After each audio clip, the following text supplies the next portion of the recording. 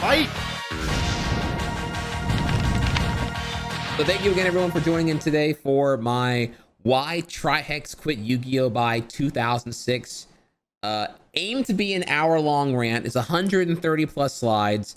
It is it is quite a thing here. There's a lot to go into here. I had a lot of fun making it. This took about 10 hours to make, and I didn't think I would get anywhere near this long with it. But this will be pretty fun here. Welcome to Why Trihex Quit Yu-Gi-Oh! By 2006. I have to explain like when Yu-Gi-Oh! Was good for Yu-Gi-Oh! To be understood about when it was bad for what caused me to quit. So I quit, Yu-Gi-Oh! Was bad, Yu-Gi-Oh! Used to be good, and also how I got into Yu-Gi-Oh! In the first place. So ultimately, this whole presentation kind of has to cover here like pretty much age 12 to like age 18, like my teenagehood. Believe it or not, here for me to make a PowerPoint this long about this much shit about Yu-Gi-Oh! Requires me to obviously care a lot about Yu-Gi-Oh! I love Yu-Gi-Oh! And I love the game, and I love it because there's so much missed potential there. First thing first is how I got into Yu-Gi-Oh! Unrelated to what we did today here, I got into Yu-Gi-Oh! Because I was a huge connoisseur of animation. Kids WB was lit back in the day in '98 onward, and generally speaking here, and for me became the king of Saturday morning cartoons by 2000 and dominated that block until about 2005. Yu-Gi-Oh! Dubbed anime enters the lineup in the year 2000, being acquired by 4Kids and having a heavily censored first run. But ultimately, I didn't care though, because I was like, yo, Yu-Gi-Oh's fucking lit. So I watched the anime, I watched the 4Kids dub, and you know, I eventually moved on to acquiring my first deck and then playing it by myself with my cousins or whatever. The problem here though is that the anime has a very different rule set than the card rules, right? The anime rules, like they have different amount of life points. You can kind of do shit whatever you want. There was like field power bonuses. There were destructible environments. The only thing, there were no rules here. Like everything was always like super Kamehameha bullshit everywhere, so it didn't really fucking matter. So like every other idiot here, I bought a starter deck at Walmart. I played the awful anime rules versus my cousin. Shit made no sense. I remember even like taking two like tables and like using tape to like make my own improv, like I thought it was like 3 defense position and 3 attack position things, and the defense ones went before the attack ones, and you had to kill the defense before the attack ones. I made up rules based off of the show, and I realized really quickly that it was kind of dumb, because like how do you lose? Like how do you win, right? Because if you don't summon monsters, you're not losing any life points there. So the rules didn't make any sense. I did that. I eventually did read the rule book like a week later and learn how the game worked. But I tell you, as a 12-year-old, I thought every card in my deck was amazing. I literally fell for the anime show propaganda. And so I was the guy who had the every card is good 100 card deck. I was the guy who had, every card in my deck is awesome. Fuck you, Kaiba. And I did that. Dude, I was a super fucking noob. You don't even know here. I quickly realized my deck sucked ass and I needed better cards. Problem is though, is that obviously I was enjoying Yu-Gi-Oh! In rural Louisiana. It sure as fuck wasn't this shit, dude. Like, this is not at all how it was. So whenever you ask about like, what's like being a gamer in like, I don't know, Montana or like, I don't know, wherever it's really remote, the answer is it doesn't. It sucks. There ain't much going on really here. So rural Yu-Gi-Oh! Is not really lit. I had no comic shops, no weekly tournaments. I only had a Walmart and an OnQ. And you're probably asking what's OnQ, right? OnQ, it's like Sam Goody. You're probably asking what the hell's a Sam Goody. Sam Goody is like, it's like Suncoast, except no anime, no manga, no hentai. And then you're like, Suncoast had hentai? What? Back when malls were relevant, you would occasionally see Suncoast. Oh my god, yeah. So Suncoast was a store that did have a manga section, like in my opinion, super early as far as retail goes, and it even had a hentai section where it would sell some of the very limited amount of official licensed hentai in the West back in the back in the early 2000s. But more relevant here again, no comic shops, no tournaments, no GameStop. Like where I lived was so fucking low tier. We didn't have a GameStop until 2004, if I recall correctly. It might have been 03, but I'm pretty sure it was 04. So that meant no meta, no scene, and also no money. I was broke as fuck. My only outlet obviously was only one thing, and that was online play via Yu-Gi-Oh! Virtual Desktop. This is where it all went down, boys. So this is like the earliest iteration of online simulation of playing Yu-Gi-Oh! That I can recall. This is where I live, dude. So Yu-Gi-Oh! Virtual Desktop was freeware. You would right click to do everything. Yu-Gi-Oh! Pro. Yeah, there you go. Yeah, Yu-Gi-Oh! Pro. Yeah, this is like way before then. YVD was a freeware program that let you simulate playing Yu-Gi-Oh! There was no built-in internal parameters to enforce rules. So technically you could move, you know what I'm saying? You could move this card where on your opponent's side of the field. Nothing was stopping you. Of course, if you were, if you were being belligerent, you just get DQ'd or whatever from your opponent. But like the idea here was that everyone knew the rules. No actions were prohibited. So you can kind of like flip your card upside down. You can like yada, yada, yada. But this gave you simulation to play Yu-Gi-Oh! Online, which was really, really awesome. You would play sharing your literal IP address to other opponents, to strangers, Monka S, though you would get banned if you abused that, obviously. Now, what's crazy here is I found a screenshot of it from like way back when, and look at the names, dude. Pure ownage. You know what I'm saying? Just like, this is back when like Leet Speak was galore at the time, dude. Back then, if you called somebody a noob, like NOOB, bro, that was it, dude. You don't call someone a noob. Like if you're calling someone a noob, that was a pretty hard insult, bro. You're like, damn, dude, that guy was a noob. Like it's crazy because like if you said NEWB, okay, well then we know I can defend that. And I'm not a noob, bro. Yada yada yada. I did this play here. You got your combo on me, but I'm not a noob. But if you called somebody a noob, dude, that was it, bro. It's like, whoa, son, whoa, hang on now. You kind of toxic, bro. I'm gonna have to whoa, okay. You can't be an account less than 6 months old calling someone else a noob right now. Okay, look, we support good vibes. Try GG, chill on that. Okay, so yeah, Leet Speak at the time was a very different atmosphere here. So here, to me, it's important here because like this is like how it worked, right? You would just you would play cards, and you and your opponent both knew like what the cards did, and you just kind of you would right click to do everything ultimately. And this is it here. Oh, it's really important for me to show you this because like this is where I live, dude. This was my nirvana. Without YVD, I was another kid in South Louisiana who had like this huge desire to play Yu-Gi-Oh, to get better, to understand the game, but I had no outlet. Whenever I saw that this was a thing, dude, this is it right here. This is how I got in, bro. Like, oh my god, dude. Like for y'all, it was Dark Souls. For me, it was Yu-Gi-Oh, dude.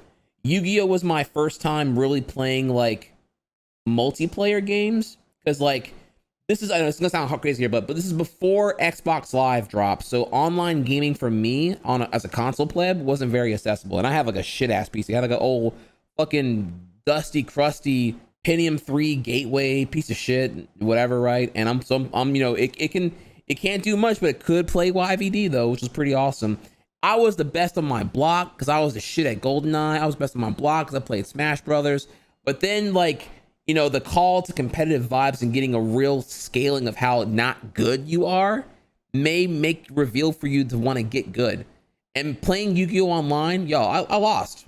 I lost a lot. I lost a shit ton. Yeah, because I was bad. I was learning the game, you know what I'm saying? However, the thing was, though, is that I loved it, and the whole getting good was like very, very fun for me here.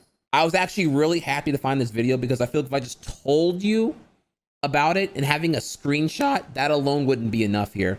Next year though, so this enters now section 3, which is my rise to competitive form, where going online was the only way, or else go insane with my lack of a local meta.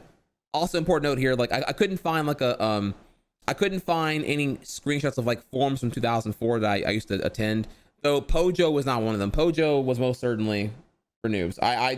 I'm sure Pojo was fine, but I didn't go to Pojo though. Pojo was like not my jam, honestly. So why is your name Trihex? Why that name? What does it mean? What were you thinking at that time here? Let's zero your boys. So um April 2004, and we're covering a lot here right now. Okay, so I get into Yu-Gi-Oh in 2000. I am playing, with a casual decks, whatever fuck. But there's a huge grind of get good here. I'm playing YVD continuously for years on interest, dude. I continue to get further and further into it. I'm loving it, dude. So April 2004 is when the limited list comes out for Invasion of Chaos. Not a ban list. Again, we're gonna get into this a little bit later on here. Don't worry here. But like for it's kind of in the bad order actually here. But a limited list for Invasion of Chaos comes out. August 2004 was when the first ban list finally hits USA. And then at this point here, there's an online major factions. There was a very controversial set of cards that came out in a set called Invasion of Chaos. It came out April 2004, if I recall correctly. And what happened here was in Japan 6 months prior to in USA, Japan actually started to ban some of the most powerful cards in the game because they were literally too powerful. And online, we caught word of the Japanese ban list that was going to make the game better balanced. However, the problem was it wasn't all uniform enforcement. There were factions, because they were both, pussies. They didn't want to flat out ban stuff. There was two different formats now. You had traditional and then you had advanced. Traditional didn't ban any card, just would limit the most broken cards to one, but allow everything. Nothing was banned. Comparatively, in the advanced format, the most broken cards were banned. We will go over those cards that were banned very thoroughly later on in this presentation here. But the point being, essentially, imagine you're playing, I don't know, Halo 2, and sword warping is broken as shit. You're like, okay, sword's broken. This is fucking dumb. I don't like it. Or I don't know, maybe we're playing Call of Duty and Riot Shield is broken. It's fucking dumb. It shouldn't be this powerful, the Riot Shield, right? Rather than getting a patch, you are told, no, we're not going to patch it to balance the game, despite overwhelming evidence of it being completely not balanced. Instead, we're going to have two versions, pick the one you want to be on, and we're going to have the existence of this like drift in the fan base and let y'all figure it out, is what happened there. So the problem was online, there were those who were for the bans, who were aware of the bullshit, and then you had those who were traditionalism and we didn't ban cards before, so I don't know why we should ban cards now. What, that don't make no damn sense. So you had those who were for and against bans. I was for the bans, not against. I was against not banning. I was for the bans, which was a minority. Majority of the people, the communities I was in here, actually wanted to keep the cards all in. They did not want to ban anything. I was amongst the minority that did want to ban stuff. I thought these cards were way too broken, and then we'll get into them later on here. So the point is, I was a minority. I was an outlaw. So immediately, before I was like I was a noob. Like I mostly resided in the Yu-Gi-Oh create a card sections because I was like, I tried to like make up like cool cards or whatever, but that was like what you did whenever you weren't good at dueling. Like rather than going out and smoking noobs all day long and like doing 1v1s and trying out new decks and getting the meta hot and all that shit here, like only the people who weren't good at duels would usually go over to the create a card section and like make cards. Like essentially, it's like one step away from making your own like, softcore Yu-Gi-Oh OC / fan fiction or whatever. You're doing fan fiction, but you're like relevant to the card game being played or whatever, right? So I was in the kiddie section essentially, mostly, but now because I was like, no, these cards are broken, dude. This is not good. There should really be better moderation. There should be yada yada yada. I was now able to join the minority, the rebels, and belong to a faction, and so I did. And so with us in the faction, utilizing the Japanese ban list, there was no USA ban list yet. That didn't come until August 2004. This is April 04. Okay, we were all playing and using the Japanese ban list, which allowed a higher creativity of more decks, because now that the very obvious solution to every problem, playing the really broken ass cards, was no longer available, now creative decks flourished and the game was much more fun, in my opinion. And so we would do tournaments. I know it's hard to believe here, y'all, but we would, just like Call of Duty or just like Halo, you have your clans, right? So there'd be clans. I joined a clan. I don't remember what it was called, honestly. And our clan would enter versus another. We would clan v clan tournament, and I entered in my clan's tournament and I won my round. I ran a Fire Princess reverse burn deck. It was pretty fun, and this is like, remember, this is like, you know, IOC or sooner here, so it was very, very like it was a very vanilla deck in the first place here. But regardless, I ran Fire Princess, so it was pretty fun, and I won my round. And at that point was when I officially was recruited by the clan. You know, I wanted to come up with a better nickname, because before I had some old whack ass nickname, but now it was like, nah, dude, now I got street cred, dude. Now I was proud, dude. I was proud because like I won in a tournament, dude. That's fucking, dude. I owned a guy, dude. I won, bro. So now I'm like, you know, fat cock, and I'm like, yo, I'm putting my win, loss, tie record in my forum signature and shit. I'm like, yo, what's up, FP reverse burn deck, bitches? You know, 1-0-0. What's up? You want this? Come get it, bitch. Yeah, you know, whatever, right?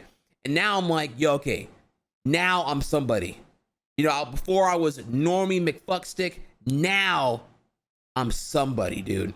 So I had to come up with a fucking rat ass name, you know what I'm saying? And I was thinking of like, and I was that guy, dude. I was making like fucking, I had the most badass forum signatures or whatever. So I was like, I had my pirated copy of Photoshop. I was sitting there fucking hammering away, making my shit more lit than everybody else if I could, obviously.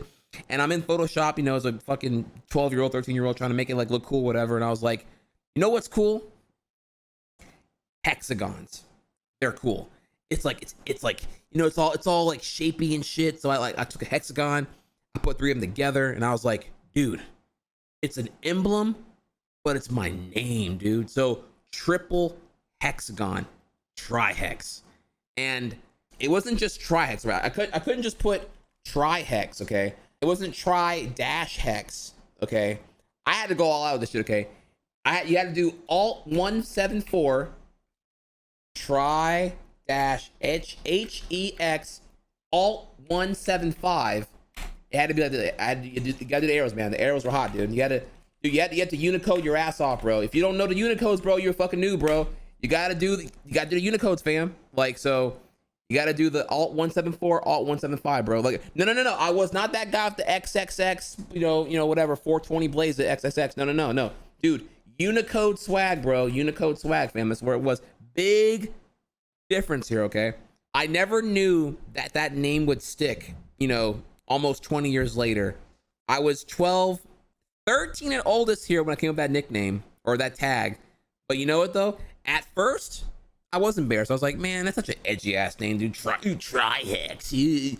But you know what, dude? Like, it's the rawest tag because it was the tag that I made without the perception of others external to my Yu-Gi-Oh clan. I was here for my Yu-Gi-Oh clan. I was here to play Yu-Gi-Oh. I was here to own noobs and get good. And you know what? I like it because it's so undeniably who I am at my core ultimately. And I love that. I think it's cool actually. I can try my best to be shamed of my Yu-Gi-Oh roots or whatever, but fuck it, dude. This is what it was, dude. So with acquiring actual clout, I needed a new tag name, and that's where the era of tracks began here. And to give you scale here, what album was I bumping when I was playing YVD? What album was I bumping when I was in Photoshop trying to figure out what I was going to do here? What album am I bumping on repeat on my Winamp media player into oblivion? Boys, it was Meteora. It's not even real here. I would play it for y'all right now for maximum scene immersion if it wouldn't mean the VOD getting muted right now. I had a distinct identity because I was now part of the faction. I was part of the correct people, the high IQ people, the 5-Head Society, because we knew these cards were irresponsible. They were killing the game. They were way too strong, and it ultimately hindered the viability of other decks besides the ones that use these cards exclusively here. Trihex joins high school, late 2004. So, y'all, I was a high school freshman in 2004. 2004, I was a freshman in high school, and this is also when the US ban list hits, okay? This is not me. This is the meme picture, right? But I want to bring up here an important thing here. Unsleeved, total noob, probably runs 3+ troops like a dumbass. And I ran into a lot of these folks at high school, dude, and we will get into that a little later on here. Trust you me, I have a lot to talk about some fucking bad, idiotic, dumbass Yu-Gi-Oh players. We will get into that in a bit here. Is that me? No, that ain't me. Cause I don't run on sleeves. I'm not a fucking noob like this guy was. This is the graveyard. This is where I took you to dance, and I grabbed your remaining skull of your remains, and then secreted my man juice inside of it and left you for decay. This is where everything ever happened, all right? So the cafeteria in the morning of my high school, dude, the table way over here, the farthest, the left farthest one, this is where not just the Yu-Gi-Oh, that is where the entire TCG assembly was. Where were all the nerdy kids? We were on the far left table here, dude. That is where MTG, Yu-Gi-Oh, Duel Masters, Dot Hack, and DBZ all assembled at one time, and everyone did their TCG shit right there, dude. Right next to us were it's actually pretty weird because in Louisiana, it's like, I don't know, it's like the pig as fuck here. Like, people like self-segregated for, I don't know why. So it was like, generally there was 4 groups. There was black girls, black guys, white girls, white guys. I don't know why they did that. Maybe the racism was like learned from the adults. I don't fucking know. But as someone who was born in Orlando, Florida, moved to Louisiana in 2001, my parents divorced. Again, different story here. I'll tell you about that later on here. I come to Louisiana and I'm like, this is weird. Like, y'all hang out by race? Like, but why though? And you know, I couldn't ask anyone about that. It was something I observed, and it was like, it was very, very jarring to me because I'm like, I don't know, why do they do that? But you know, yeah, Louisiana sucked. My school was low tier. They did this shit. So whenever I tell you here, all the black girls had the table next to us here, it's not me being racist. I'm telling you, like, literally, like, all the black girls had the 2 tables next to us here. So like, typically what would happen here, right? So because we were nerdy and we were oppressed, whatever you want to call it. When I tell you, it's kind of hard for MTG, Yu-Gi-Oh, Dot Hack, Duel Masters, and DBZ to all be at one table. That is a whole lot of nerds at one fucking table. We routinely had to scrunch up to all fit there because, I don't know, the black girls would just want to be in that table, dude. They wouldn't give us 2 tables. We had one table, and it was like, damn, I'm like this trying to fucking duel and shit. Like, everyone's trying to get their dueling before the fucking morning bell rings. It's just like, oh my fucking god, dude, what the fuck, bro? So yeah, it's what y'all understand here of what was going on with that there. But yeah, this is the graveyard. This is where shit went the fuck down, okay? That is where, you know, it was going down, bro. Every morning, you know, I was there by 7 o'clock, because I got off the bus, and 7 to 7:30 was duel time. Like, fuck breakfast, fuck food. This was the time to get in there, and I can get 2 to 4 noobs slayed before first period started, you know what I'm saying? And that was all, that's what I lived. That was devastation time, you feel me? Oh, fuck yeah, dude. This is actually not any given morning. There's much more practice here, but this is like an idea of what that's like there. Now you may be wondering here, okay, well, Trihex, what was it like? Y'all, there were 2 places I played Yu-Gi-Oh at. In the morning, we played at the cafeteria. In lunch, we played in the library. The library is where we were, dude. This is where it was going down, boys. This is the I got laid in high school very often starter pack. So what is this mustache? This is just meme fuel all day here, dude. Like, it hits different now, dude. Library Yu-Gi-Oh hits different, boys. So you can see in the background here, the library full of all the books. All that shit's filler. The only thing that was important was where the fucking Yu-Gi-Oh at, dude? Where y'all want this work or what, dude? Y'all trash. You know you're trash. Dude, what do you run? B-stick? Oh, yeah, dude, let's fucking go. Let's fucking go, dude. Like, dude, I would get so turned playing Yu-Gi-Oh and busting noobs' heads open, dude. I did lose. Obviously, I lost here. I lost occasionally, but like, man, the get good was always, the grind was so fucking good, dude. So you have here, like, I mean, dude, it's me, Skylar. Now, we'll talk more about it on here, but this is Skylar. Skylar was my best friend in high school. Like, he was, when I tell you I getting laid was like off the radar, like, when your best friend is Skylar, like, everyone knows that, like, dude, you are nerdy as fuck, dude. Like, me and him got off the bus together. Like, I would go over his house, you go to my house. Like, dude, we played like all day long, dude. You don't even fucking know, bro. So And yeah, and I'll explain. You're probably wondering here what the fuck's going on here, right? What is like why are y'all like fucking each other in the library? You have like you're literally doing this right now, and there's people behind you here. My power level was insane. You think I gave a fuck what they? You think I gave a fuck what they thought, dude? Like, dude, I was a Yu-Gi-Oh duelist. I was the shit. I had a top 5 deck. Y'all don't want this work. They had a problem. They can duel me too and get that work. You know what I'm saying? Like that was like all fucking day. Now, to explain what this was here, okay? So I was a very influential person at the time here, you know? So like when it came to owning noobs, remember it was all about owning noobs, okay? So like whenever you lost a duel, it wasn't just, you know, okay, you know, all right, you take 4,000 direct, bro, good game. No, fam. It was like, you had to BM it, dude. BM was all day, dude. It was like, whenever you had like, I don't know, you had Dark Ruler Haze on the field and you fucking negate his bullshit, you tell him go away to dick, fuck off, dude. You were like, okay, it's time to finish you. Reload. Corpse flying in the air. Like you went over the top to like animate your domination, especially if you have like a perfect AK. If you got like a FTK, an OTK, or a comeback kill, or a miss lethal, then you come back and do that shit, dude. I was such a fucking nerd, dude. Yeah, it in hindsight now, it's hilarious, but in the moment, dude, yeah, I was just like, and we did that, dude. That was the whole thing. It was like, yeah, bro, yeah, dude, yeah, fucking new. You just do that and you move on with it. So. And you can see here, so that's, you know, I'm owning him, he's owning me.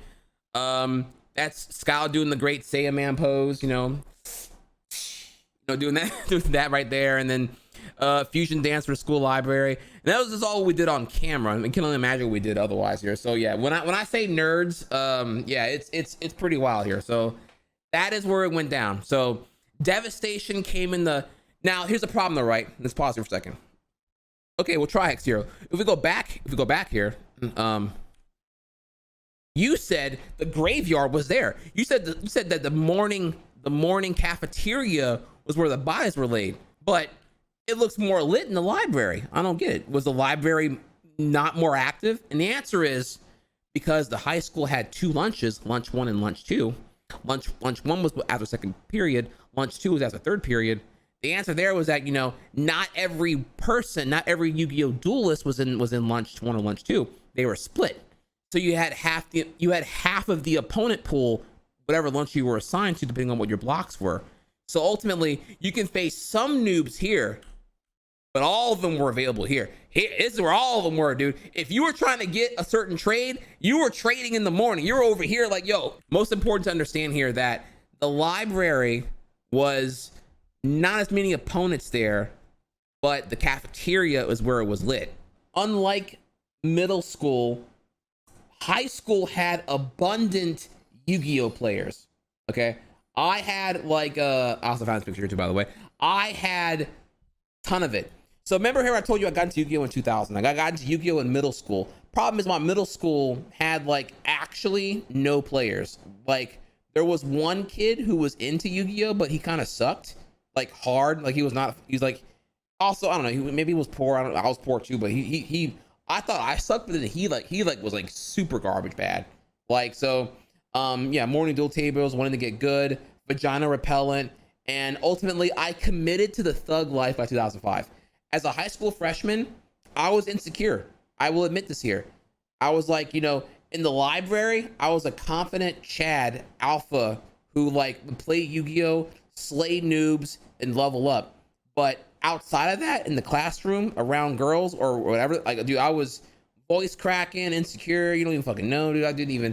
It was like, okay, if a girl's hi to me, what do I say? Like, hi. You know, it was like, okay, you fuck with Yu-Gi-Oh, you fuck with Dragon Ball Z, you fuck with anime, you play GTA, you like Vice City, you like you're into Sonic Heroes, you like Mario, you have a Game Boy Advance. Like, what do I talk about? My weekends were literally video games and Yu-Gi-Oh. Full stop. There was like that was it. It was getting good at Yu-Gi-Oh and playing, and whenever I got bored of that, it was like, you know, it was video games ultimately. So I had nothing here. Like, you know, these girls, yeah, again, and that's totally fine.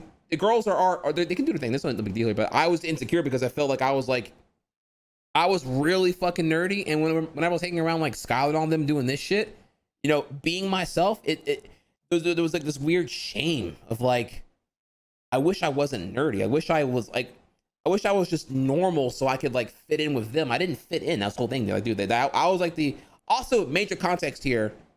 I was the only black kid playing Yu-Gi-Oh with them. Like all the other nerds, really geeks, but all the other, well, I guess they were nerds too. The nerds slash geeks, I was the only black kid amongst them all. That didn't bother me because I didn't see this race. Again, when I grew up in Florida, it was all interest based groups, you know. Yeah, everyone was it. Wait, dude, it didn't matter what race you were in fucking when I was in Florida because Pokemon ruled the world, dude. Pokemon, you were on Planet Pokemon, dude. Like real shit, dude. You played, you traded, you whatever, dude. Like Pokemon was it. It didn't matter if you were white, black, or whatever the fuck, dude. Like you were just like, yo, I'm trying to get me a motherfucking Charizard. What's good, bitch? And that was it, dude. It was that simple. Childhood was bliss. The 90s were simple. I loved it. Then 9/11 happened, fucked everything up, and now it was all complicated with like racial shit. Whenever I moved to Louisiana, I fucking hated it, dude. So I felt insecure about suddenly the things I was really into, and I didn't know what to really do about it. And throughout freshman year, it was kind of like fucking dumb. I hated it.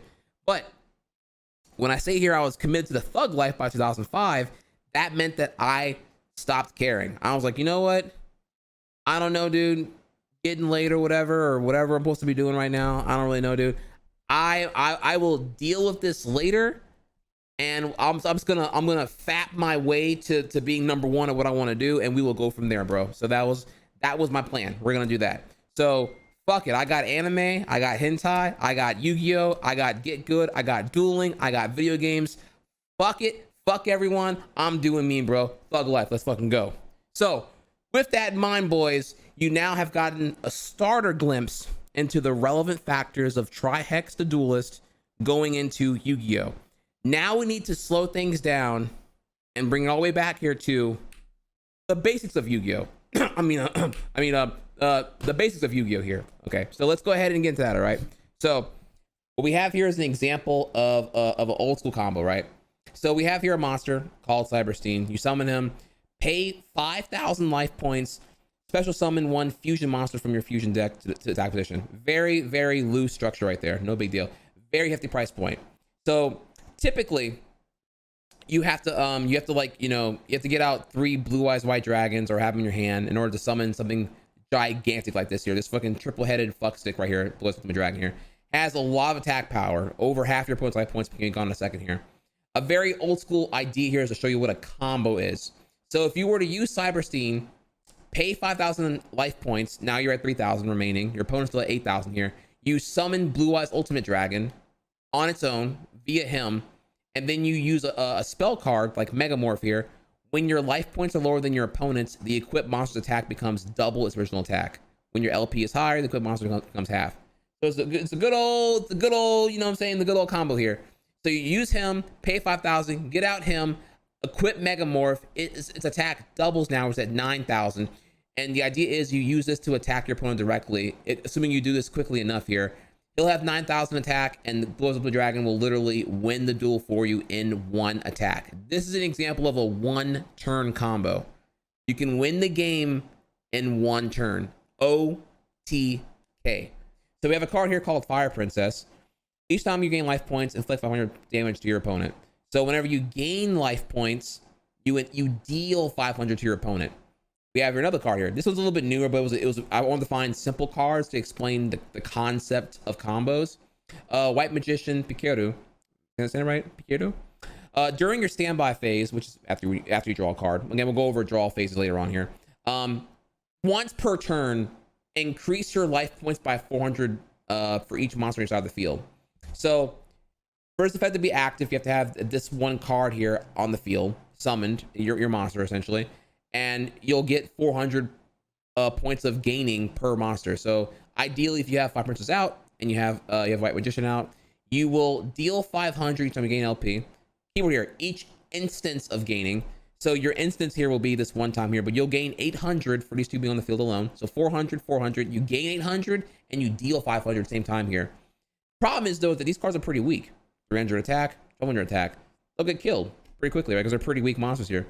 But when you add in a combo with something like Messenger of Peace, this card here, monsters with 500 or more attack cannot declare an attack. Once per turn, pay 100 life points or destroy this card. So with Messenger of Peace out now, monsters that have 1500 or more attack cannot even attack. Your Fire Princess is at 1300 here. So generally only a monster that's 1400 or more is really going to give you a threat, and that's a pretty specific number. So you have this out, you have that out, you have this out. You're going to gain 800 minimum per turn. You're going to deal 500 per turn. 500, 8,000 life points. 16 turns, your opponent will be dead, unless you have more cards that are going to help here. So that's the objective here, right? So this is a very, very simple combo to give you an idea of how the whole thing here works. You can only activate this card if there are 30 or more cards in your graveyard, meaning cards you've used from your deck in hand. Inflict 3,000 points of damage to your opponent's life points. So if you were to make a deck where you activate 3 of these cards on your opponent's opening turn, meaning you were able to get 30 cards out of your out of your deck into your graveyard, and have all 3 of these drawn by utilizing cards like Pot of Greed, utilizing cards like Mirage of Nightmare, you could actually mill yourself out 30 cards in graveyard, and then during your opponent's first phase, you flip over 3 Blasting the Ruins here, and you deal 9,000 points directly to your opponent. Remember, they have 8,000. They're dead. They lost. GG. Fuck you. That can happen. That is a sample of the good old FTK. This card is bullshit. This card's bullshit. This card is not terrible, but you get an idea of what FTK is here. It's important here to understand here that the heart of the cards is bullshit, okay? Heart of the cards means I suck and need to get carried by Ubers / staples because my 3-head IQ can't manage resource worth a fuck. Heart of the cards is bullshit. Types of decks. We got aggro, we got burn, and we got control. Aggro is what we know is like the heyday Yu-Gi-Oh here. Aggro is simply, the good old beat down, the beat stick. You summon monsters, you make them stronger, you attack your opponent, smork, go face, right? That's that. That would be resembling of a Summon Skull here. It's a very simple, it's a level 6 monster, so it requires 1 tribute, has a nice big attack, 500, has no effect. So your goal is to, summon Skull and go face and win, right? Hey, do your thing, manage your resource here, have something on the field to sacrifice as tribute, and summon Skull and go from there. Then you have themed beatdowns, right? You have the fiend monsters, or or machine monsters using limited removal. So you have aggro, you have beatdown, themed beatdown, you have burn. Remember earlier I was showing you the life point gain deck and all that? That is burn. Burn is generally inflicting damage via card effects. You're not looking to attack, you're looking to do a certain setup and use your combos in safety of a setup to be able to make your opponent not able to attack while you simultaneously are burning them away with your spell damage and whatnot. And then finally here we have control. However, the problem with this other deck here, control, is that control is not viable. Control didn't get enough support, in my opinion, until a later set that we're gonna play here. And it's gonna be we'll talk about later on here. IOC. Others were irrelevant even in casual play. There were other kinds of decks involving other themes, other themed beatdowns or whatever, but they were not viable at this point, in my opinion. Types of decks that were viable and competitive Yu-Gi-Oh! At the time here. What was viable? What types of decks were viable at that time here? Only aggro, in my opinion. When these fucks had it's so opinionated here. When these fucks had staples everywhere, and they have a 4 in 40 chance to draw something that blows up half the field for nothing, for free, for 0, it makes building resource really risky and not worth ever doing over going face. When I say here there's a 4 in 40 chance, talking about 4 cards, and you already know what I'm talking about here.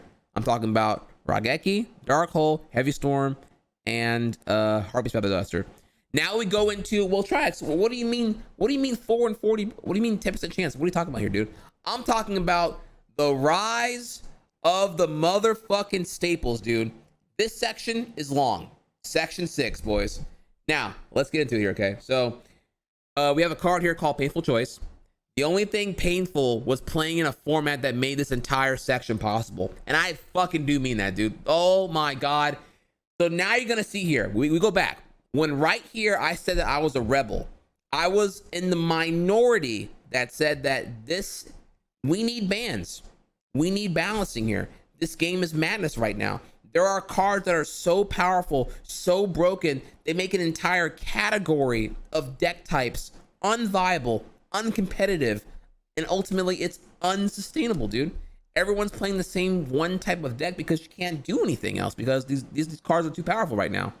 This is more informative and reminiscent of what those look like here. This is your typical not typical deck at that time here, just loaded full of shit here. I mean, just boys, for the Yu-Gi-Oh players in here, look at this shit, dude. Look at this. 3 Imperial Orders, OG pre-errata Ring of Destruction. Fucking ceasefire, dude. Look at this shit. Triple Graceful Charity. Are you high? Delinquent Duo. Like, look at this shit, dude. Like, dude, what the fuck is this, dude? Like, look at this madness. Cyber Jar, Morphing Jar, Fiber Jar. Look at this, dude. This is insanity. This is fucking dumb. This is so Snatch Steal. Like, what is this shit, dude? This is like moon gravity rocket launchers with like aim assist on like 500%. Like, what? Just like this model, go ahead and just jack off halfway through the match. It doesn't even fucking matter right now, dude. Like, it's dumb. It's dumb. There was no ban. There was no card was actually banned until August 2004, which meant that staples ran the show. The competitive viability of having no banned cards means that ultimately these cards are so disruptive of building resource that there was no point in building resource. It was all go face and be really, really aggro, dude. It was insane. Decks were very limited by functional support and little creativity given. Half of any deck needed the staples to be viable. Staples were cards that were so good every deck needed them. Like, they were so good no matter what kind of deck you were making. They were so powerful, so universal that you needed to have it in your deck. So what I'm showing you right now are, again, this is very debatable here. In my opinion, these are all staples here. In 2004, you needed these cards in your deck, period.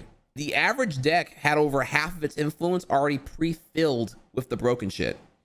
I will go over what all these mean specifically later on here, but a staple is a card that is so good that it's commonly used. It's like the world's most popular prostitute. It's used and worn out here, dude. These were the semi-staples.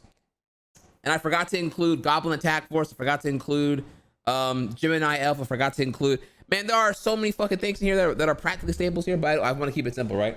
16 plus cards are semi-staple. These fucks here are all staples here.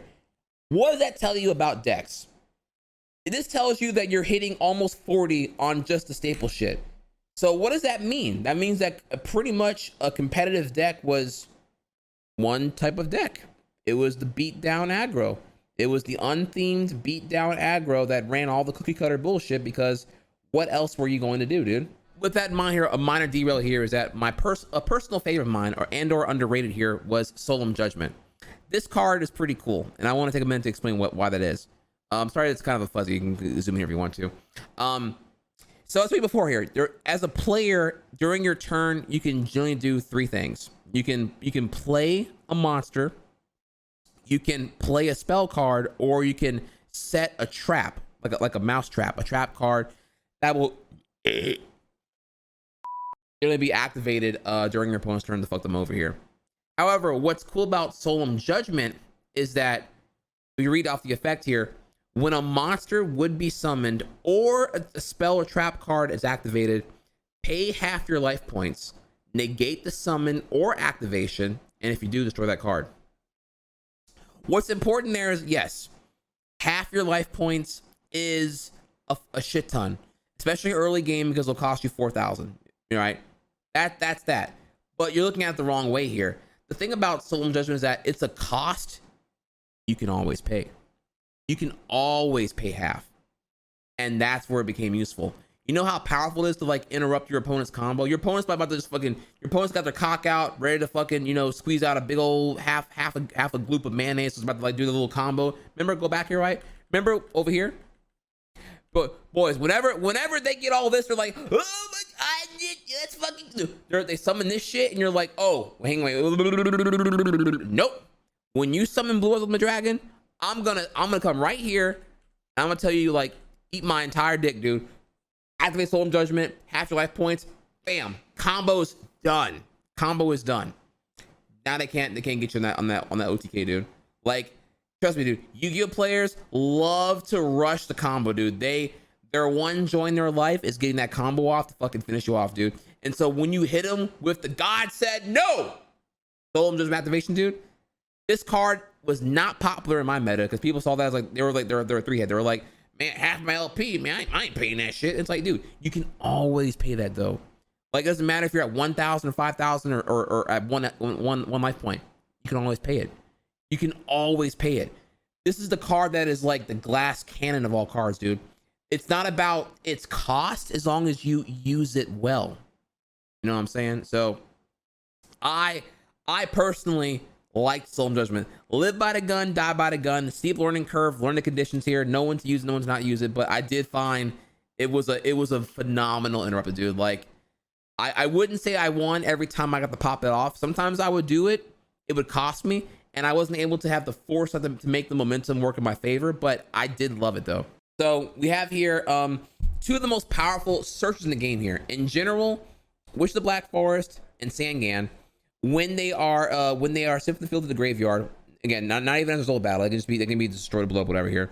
Whenever they go to the graveyard from the field, you can add one monster, in Witch's case, with 1,500 or less defense from your hand. Sunken lets you pick any monster that has an attack of 1,500 or less to your hand. This is like some errata shit right here. Okay, so originally it was just, you know, when they were destroyed, you can draw. Yeah, they're nerfed, right? You could just get the monster you wanted and keep on rolling here. So there were many combos that are possible because you can activate the searched monster in the same turn. So again, the thing here is what you saw before here. Go back here, right? When we're talking about combos, Sunken, right? He gets killed. You can grab Soul Flare Dragon. You can, if you already have one in your hand, you have a Sunken in your hand, you summon Sunken, it gets killed, and you can search for a second Soul Flare Dragon now, and now you can summon both of those things when you get a chance, and bam, lockdown achieved here. These were so useful to search for the monster you wanted that they were generally included in every deck. This card right here. This card right here. Yata-Garasu. This card right here. This motherfucking card right here, dude. This card right here. Yata-Garasu is a card that makes me insane that it exists. The existence of a card that lets you skip the entire phase is insane. Let's read it. Yata-Garasu. This card cannot be special summoned. This card returns to its owner's hand during the end phase of the turn and is normal summoned or flipped face up. When this card inflicts battle damage to your opponent, they skip their next draw phase. So what does that mean? You can summon one monster per turn, generally here. I'm keeping it very simple, right? So that means that if you already have field advantage, you already have, you know, let's say you got, I don't know, you got this asshole in the field, right? You got summon skull, right? Because you're already winning, because you're already doing good, right? You summon Yata-Garasu with a summon skull in the field because you can afford to blow your one summon per turn on this little weak 200 attack bird, right?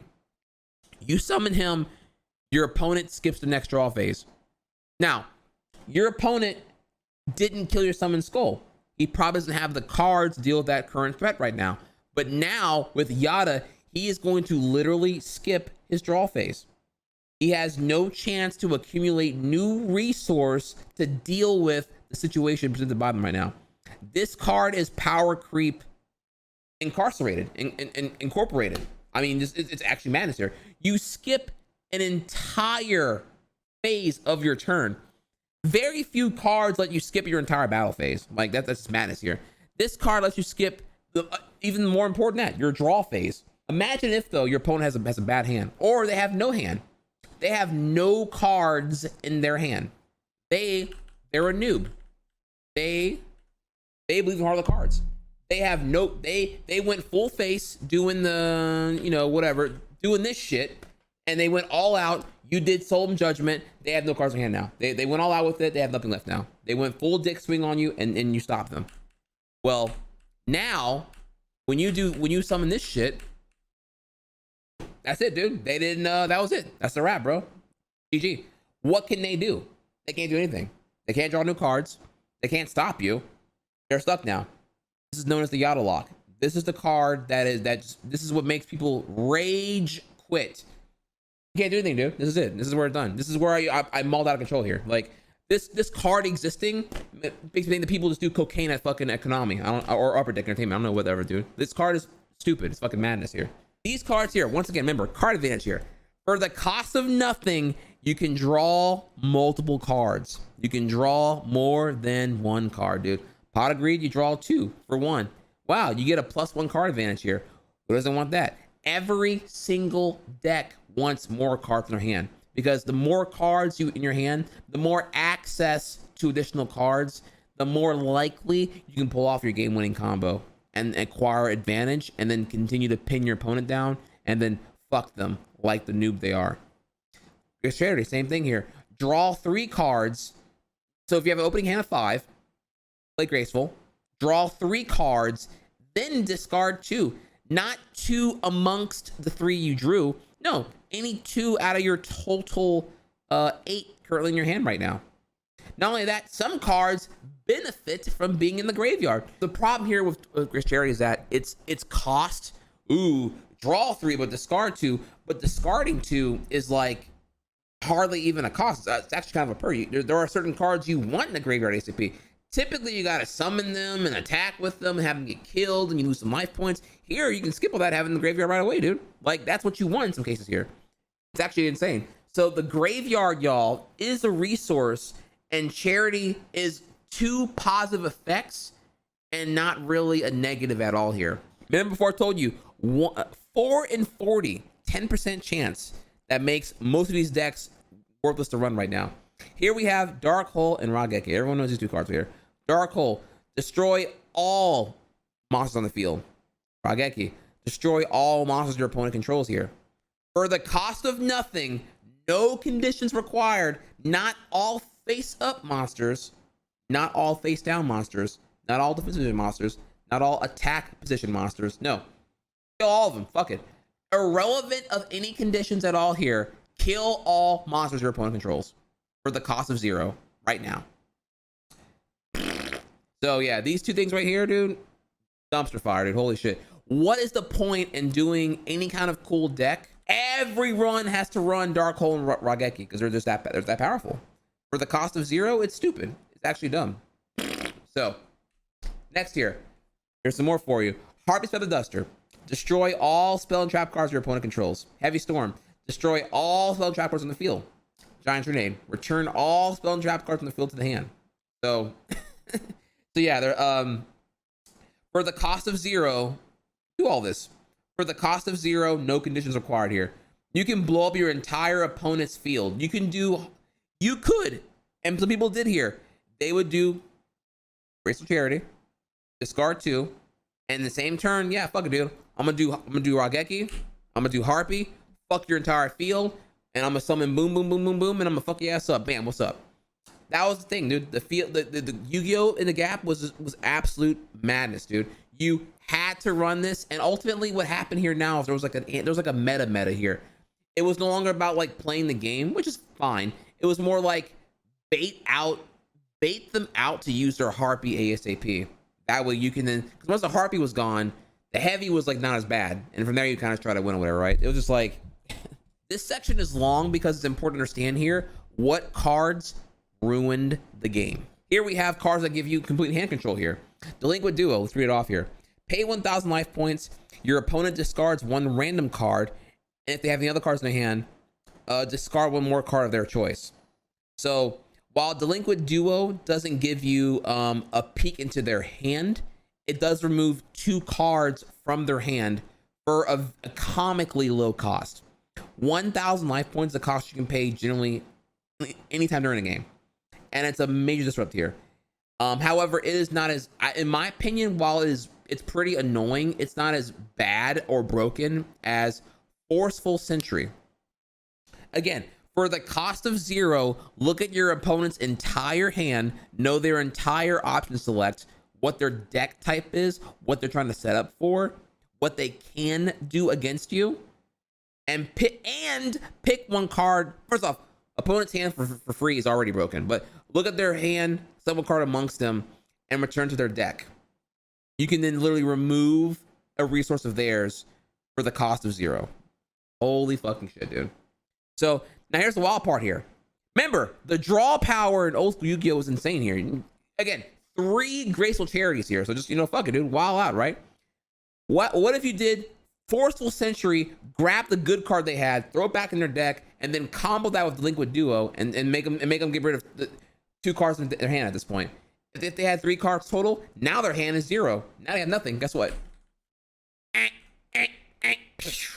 1, 2, 3, just like that. Forceful Sentry, Delinquent Duo, Yata-Lock. What's up? Suck my entire dick. It was that simple, dude. It was that annoying, bro. It was madness. Next cards we have here. United We Stand.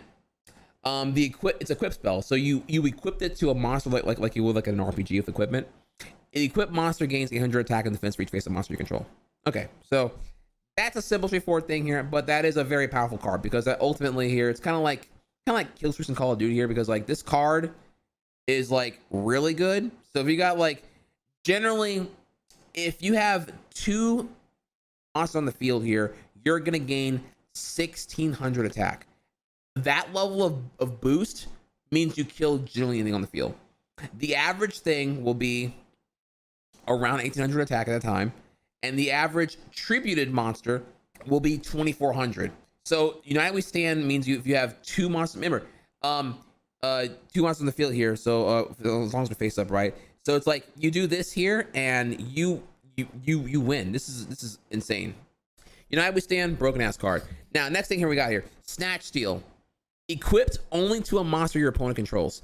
Take control of the equipped monster. During each of your opponent's standby phases, they gain 1,000 life points.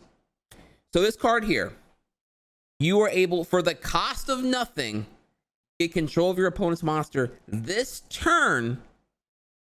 Use it. There's nothing here that says you can't use it, right? So you can sit here and you can attack with it. You can use it as a tribute to summon a stronger monster on your end here. You can do whatever you want. The cost of your opponent gaining 1,000 life points only happens the following turn. During your turn, you get it and you can use it. And then during their turn, after they draw, then they gain 1,000 life points.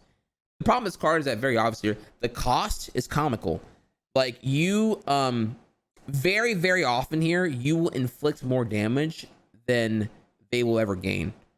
But even beyond that, like the limited amount of conditions required here to use this is insane. You can, it's way too powerful. This is the kind of card here, by the way, where it's like, if you're a noob and you're about to lose next turn and you top deck this, oh, well now it's different. Now I got your card. For the cost of nothing, I got your card. I got your blue eyes. I got your summon skull now. I'm gonna attack you with it. Fuck you, dude. Whatever, dude. Like, it was just that good. Here is a comically broken one. Monster Reborn. It's from the original set here. Kind of like old school, like Alpha Magic the Gathering. This is the same shit, but rather than ever getting banned, it's still out there. For the cost of nothing, take 1 monster in either graveyard and summon it. A special summon is when you can summon a monster and it doesn't consume your dedicated 1 regular summon you can do per turn. So you can do essentially unlimited special summons, but you only get 1 normal summon. So you can summon a monster, any level, from either graveyard of your choice, forever. You know, it's not like a one turn only thing. It comes, it's yours to use. You contribute, you contribute it for a stronger monster. You can attack with it. You can keep it. You can defend with it. You can do whatever you want to do. It's fucking wild, dude. This card is so powerful, so useful, so universal, that, you know, who wouldn't use that card, right? So premature burial, you pay 800 life points and target one monster in your graveyard, and you must summon it in attack position, and then equip it with this card. So this card here, you bring up the monster, it's out, this card's done, the end. You can do it, you can bring it in attack position, defense position, you can do whatever you want. This card here has to be a monster from your graveyard in attack position, equip with this card here. So it's a little bit more specific, but still, like, resurrection is so good, and this cost is so comically irrelevant that doesn't matter anyway. Pay 10% of your life points. Summon a monster. Okay. Activate by targeting one monster in your graveyard. Special summon that monster attack position. When this card leaves graveyard, destroy that monster. The monster is destroyed, destroy this card. So same thing here, like premature burial. Call the Haunt is a trap card. The difference here is that premature burial, you can activate and you'll get the monster this turn with a life point loss. Call the Haunted, you know, you cannot activate trap cards the same turn you set them. So for Call of the Haunted, it's like you draw it and you have to use it the following turn or during your opponent's turn. So it's a little bit slower, but it is free. So it's still very, very good, you know. Next here we got some bullshit. Okay, so Change of Heart. For the cost of nothing, target one monster your opponent controls and take control until the end phase. For the cost of nothing. Also, by the way, here, big facts here, some brought up here. A combo you may see here. Okay, so premature burial, and your life points, bring back a dead monster. When this card is destroyed, destroy the equipped monster. But what happens whenever you do premature burial, and then you use giant Trunade? What happens whenever you do premature burial, bring back a monster, and then you giant Trunade? What happens then? Well, the premature burial, it wasn't destroyed, it was returned back to the hand. So now it's different. Now the conditions change. Now you get to use it a second time if you want to, and now your monsters don't depend upon the premature burial now. So so yeah, we haven't even covered here what the combos are with staples. They are insane. So next here, Change of Heart, take control of your opponent's monster again until in the phase. So for the cost of nothing, you can take it here and you can like attack with it, you contribute it, you can literally attack with it, then tribute it if you want to. Whatever you want, dude. It's your thing. For the cost of nothing. Wild. Next here, Swords of Revealing Light. For the cost of nothing, when this card is activated, your opponent controls face down monster, flip all of them face up. Your opponent's monster is going to declare an attack. So this card, for 3 turns, stalls the game. Essentially stalls out. You can't do anything about it. For the cost of nothing, expose your opponent's set monsters, and you get 3 turns to stall out for free. Dumb. Super dumb. Super dumb. Hate this card. The card's trash, dude. There's no cost. There's no consequence here. So why not run it? With no cost, no consequence. It doesn't stop you from attacking. It stops your opponent. Not both of y'all, just your opponent. Your opponent now can't attack with returns. You can still attack. What's up with that, dude? That's wild, dude. That's wild. All right. So MST, Mystical Space Typhoon, destroys 1 spell or trap on the field. Very simple here. This card here, dude, not limited. You can run 3 of them. So this card right here made it to where, like, for the cost of nothing, yeah, blow up whatever you want, dude. No big deal. So the staple of staple, Wabaku. You take no damage from your opponent's monsters this turn. Your monsters can't be destroyed by a result of battle. This card sounds like Swords, right? This card is like, well, if you take no battle damage and they can't be destroyed by battle, what's the point? And the point here is that this card does not stop the attacks. It just makes their attacks essentially an attack for 0. If that makes sense here. Here we are, boys. This is where the fun happens here. So let's look at 3 broken ass cards, all right? We got the good old Mirror Force. When an opponent's monster declares an attack, Destroy all your opponent's attack position monsters. Damn, bro. I just summoned three goblin attack forces, bro. I'm about to fuck you a new asshole. What's up, dude? You ready for this shit? Let's fucking go. Boop, mirror force. For the cost of nothing, I blow up your entire field mid-battle. Okay. Then we got Ring of Destruction. Look at this shit, dude. During your opponent's turn, target will face a monster your opponent controls whose attack is less than equal to their life points. Okay. Destroy that face-up monster, and if you do, take damage equal to his original attack. Damn. Then inflict damage to your opponent equal to the damage you took. And activate 1 per turn. Damn, dude. That's pretty wild, dude. You can blow up a monster and then deal the attack strength of that monster to your opponent. Holy fucking shit, dude. Stupid, right? Next we have Torrential Tribute. When a monster is summoned, fuck it, blow up the field, dude. So you got Dark Hole, you got Raigeki, and you got Torrential. When a monster is summoned, or monster summoned simultaneously here, destroy all monsters on the field for the cost of nothing. Here. Holy fuck, dude. Except I'm not even giving you the real version. That's the patch version. Here's the real version I have to deal with here. The real version, pre-patch, was throw monster on the field and direct damage to attack points and both life points to your opponent here. You could literally, you could win the duel. Look how nerfed the new version is. This is the version I deal with here. This thing was giga bullshit, dude. You're sitting there, cock out, pre-cum spoiling, ready to like fuck this guy up or whatever, dude. And he's like, you know what? Ring. You know what? Whatever, dude. Ring. Fuck it, dude. You know how many unearned, for the cost of nothing, blows up your monster, you both die. Like, oh, your monster, you had 3,000 attack, we're both dead now. Draw game. Draw for the cost of nothing, dude. Fuck Ring of Destruction. This card was stupid broken, dude. Holy fucking shit, dude. Negate all spell effects on the field once per turn during the standby phase. 700 life points, or this card is destroyed.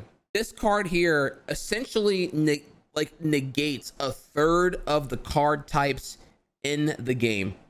So yeah, this thing is wild here. Now, what I want to bring up is really important here is that this is a patch.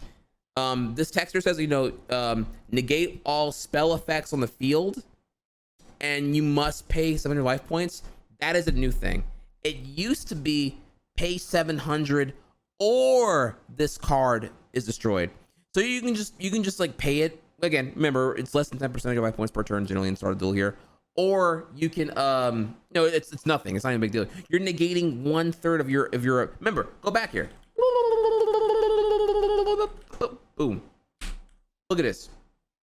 Graceful, Pot of Greed, Raigeki, Harpy, Heavy, Delinquent Duel, Essentially, no. All that shit there. Again, conditional obviously here. There's conditions involved here where some cards get around this whole effect here. But the point being, whole lot of them ultimately. The jars, boys. Y'all know them. Cyber Jar and Fiber Jar.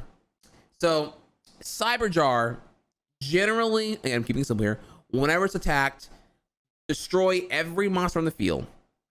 Both players reveal the top 5 cards in their deck, and then you can summon all level 4 or lower monsters on the field in your choice of attack position or face down position, attack or defense position, and then add any remaining cards to your hand. So for the cost of nothing, you just, you know, whatever, it gets flipped up. Either you can flip it during your next turn after you summon it, or you can, or if it gets attacked here, you blow up the entire field and you grab the next 5 cards and then summon a bunch of shit out in the field and make your whole field here for the cost of nothing. Imagine you suck at this game and you top deck a Cyber Jar. Your opponent's going to win next turn and you get this shit. Field blows up, you draw 5. Now it's different. It's a whole different game here now. This card is madness. This card is so ridiculously broken. Like, this card, just destroying monsters on the field alone is already a broken ass effect for the cost of nothing here. This card does that and gives you potentially, and gives you free draws of cards and free summons. And you keep the extra cards. Dude, that is like 3 layers of broken. I can't even compute it right now. It's just madness here. I'm like, well, I don't know what to say about it. It's stupid. It's just a stupid ass card. It's stupid, And it wasn't even like an ultra rare. It was like a freaking a regular rare or whatever. Like it was dumb. It was absolutely dumb. Fiber jar. Flip effect. Each player shuffles all cards from their hand, field, and graveyard into their deck, and then draw 5 cards. So you don't reset your life points, but you do essentially reset the duel. Take the cards you've used in your graveyard, take the cards in your hand, combine all of that into your deck and reshuffle it, and then draw 5 cards for the cost of nothing. It's madness. Once again here, same thing here. You suck, you get this card, you set it down, boom, guess what? They want to get rid of it so they can kill you. Oh, well, they have to get rid of it. So they attack it. They attack it, and now boom. Everything changes now. Everything's different now. So that's all that's happens here. So yeah, yeah, this is so obviously dumb. I don't think I can even explain it here. Just it's stupid. Next here. Again, we're still on semi-stables right now. Breaker the Magical Warrior. So this card here is a very fast card. When it's summoned, you can place 1 spell counter on it, max 1.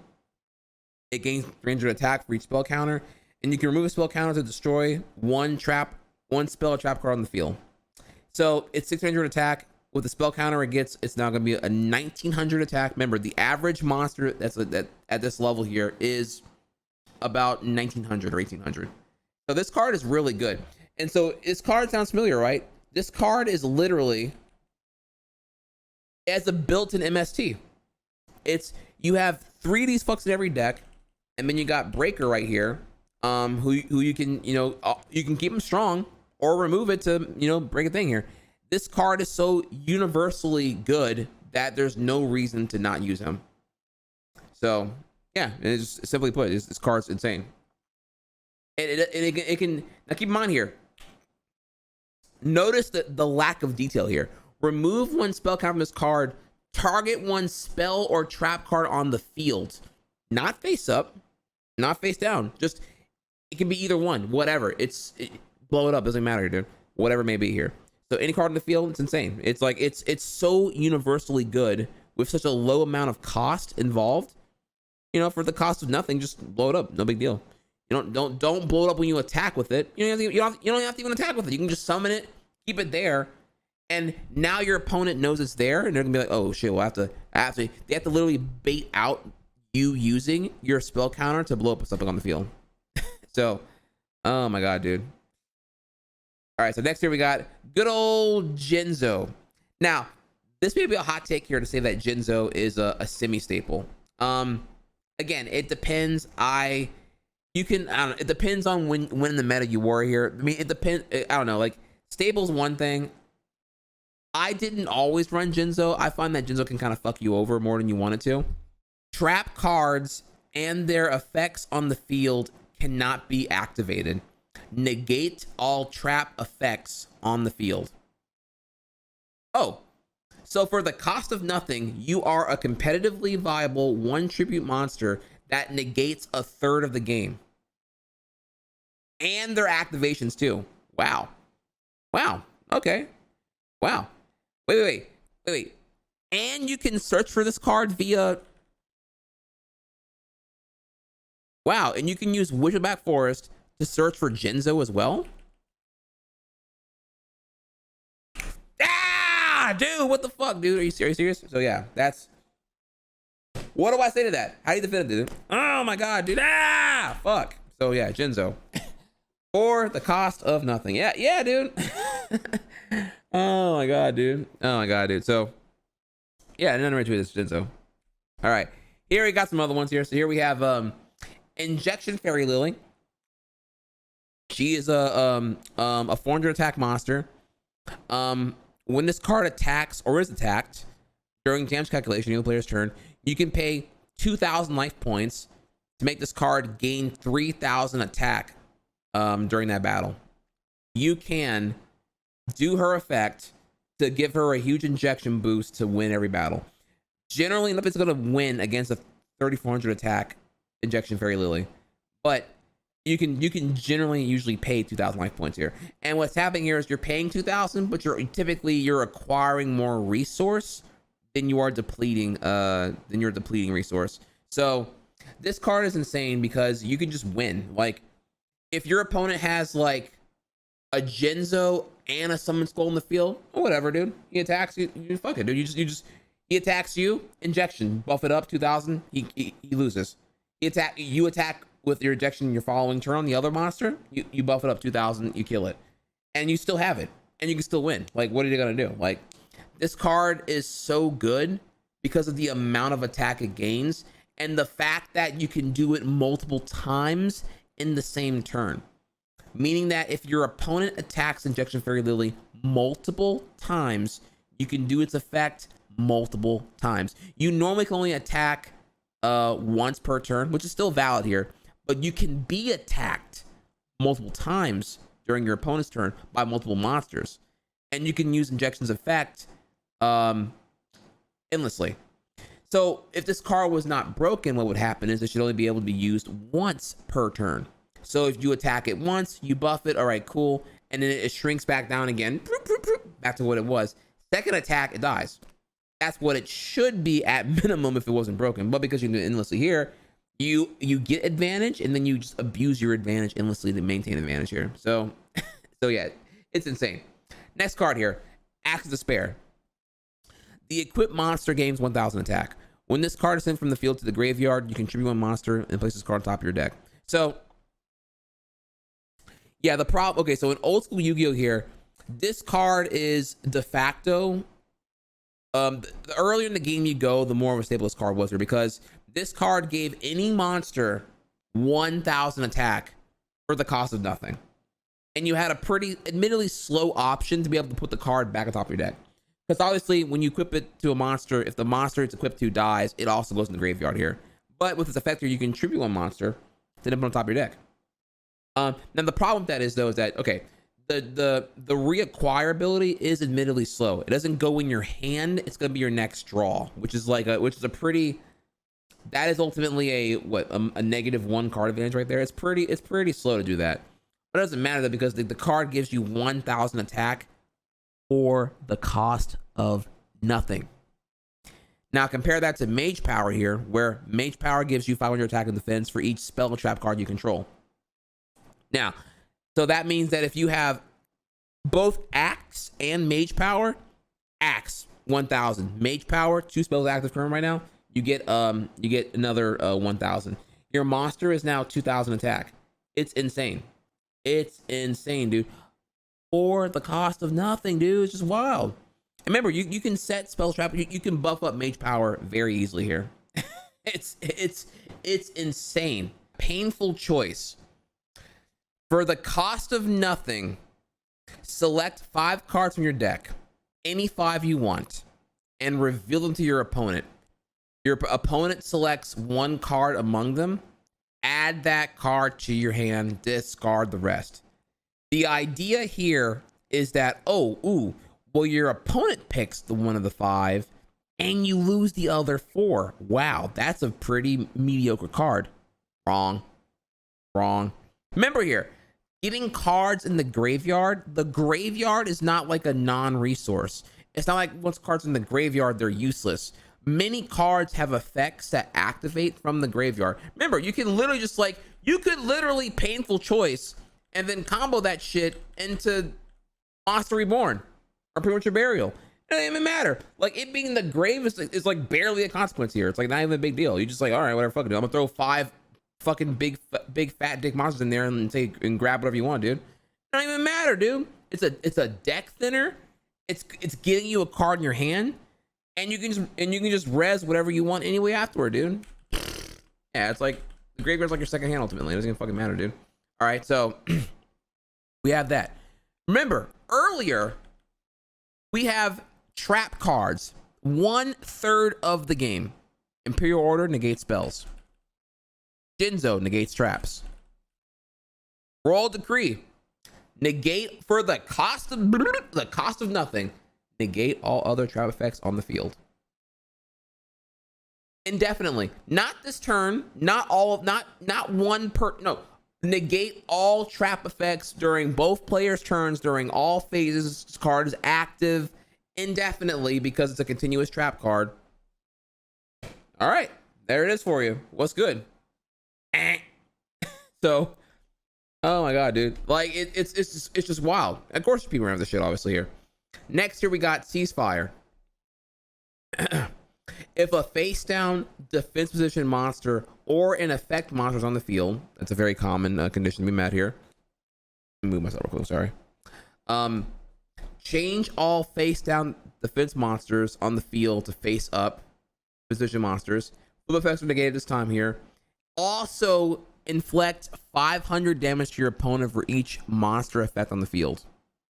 So if your opponent has some sticky icky stuff here, if your opponent's like camping with like a one of these two pieces of shit right here, okay, yeah, they're broken, they're annoying, so that's fine though. I'm just gonna use my equally annoying broken card, ceasefire, and just flip them up, negate them, and then for free take damage too. Fuck it, dude. So this cost is this card is not insanely broken, like not like comically broken, but it's still very, very useful. So it is a semi-staple in this truest thing here. Most definitely though not legal in modern thing, I would imagine. Next here we got Scapegoat. So Scapegoat is a popular card that was in the anime. It was Joey Wheeler's like deck staple here. And this card, for the cost of nothing, you can summon 4 tokens. They are 0 attack, 0 defense, sheep tokens. They cannot be used for a tribute. And you cannot this is a patch right here. Okay, this used to be there actually. You can you would still be able to do stuff after here, but yeah, you would get 4 tokens in your on your side of the field here. So you couldn't use them for tribute summons, but there are other cards that do call for a sacrifice via their effect, and you could use scapegoats for other tribute purposes, and you get 4 of them for free. So it's card advantage to an extent here, because like for one card gives you 4 things. Remember, most monsters cannot attack multiple times here, so the idea that you get 4 tokens from one card for free means that your opponents now attack 4 of these things, which would generally on average buy you 2 turns of stalling if needed here. Super duper crazy. Fissure, again, not necessarily broken, but destroy one monster on the field with the lowest attack. Destroy one face of monster on the field with the highest defense. Kind of your call. Both do the same kind of thing here. But it has to be a face up monster, but still though, like this is definitely something you have to use here a lot.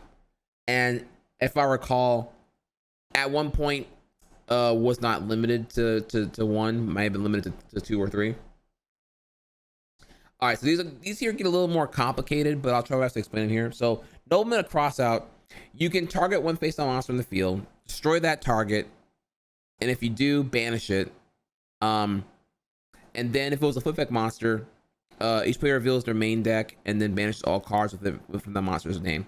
So what happens here is that your opponent will typically put a defense position monster face down, and then you can play Nobleman cross out to get rid of it for the cost of nothing.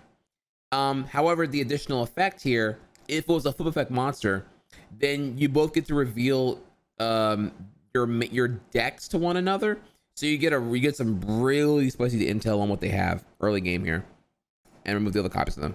So, but yeah, Dueling Moment was used for the one purpose of like getting rid of shit for free. So who even knows, right? Creature swap. Each player chooses one monster they control and switches control of these monsters with each other. Those monsters cannot change their battle positions for the rest of the turn. So what does that mean? Okay, let's say that you summon a weak monster, right? You summon like okay, you play a scapegoat. All right, your opponent has a big old whatever, a big monster, and you activate scapegoat. Okay, he attacks one scapegoat. It is now your turn. You have 3 scapegoats remaining here, and your opponent has that one big monster. For the cost of nothing, each player chooses one monster they control, and they voluntarily swap the control of one another. The thing here is that like the idea here is that, okay, well, it's okay because your opponent can pick what monster they give you, but what do you do when your opponent has one monster on the field? Oh, there's no choice now. You give me the only one you have. So I have 3 scapegoats. You have one Summon Skull. I'll give you a scapegoat in attack position, and I'll take your Summon Skull, please. Thank you.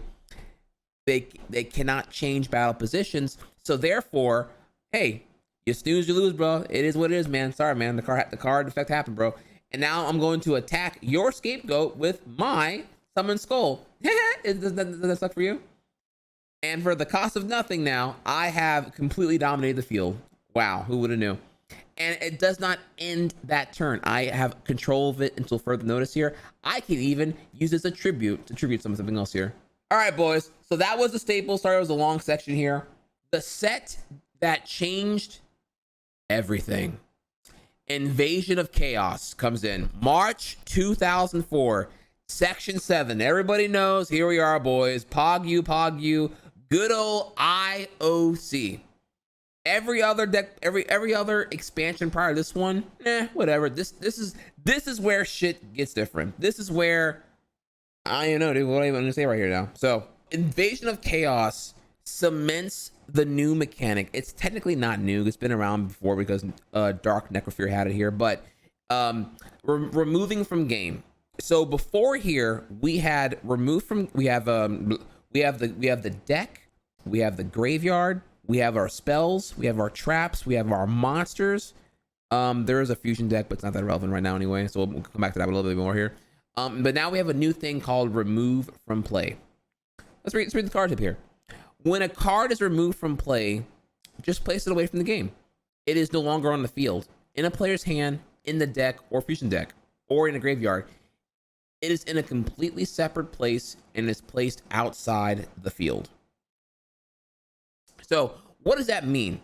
When a card is removed from play, it is no longer in the graveyard, meaning that cards like good old Monster Reborn, Premature Burial, and Call the Haunted, these all call back monsters that were in the graveyard.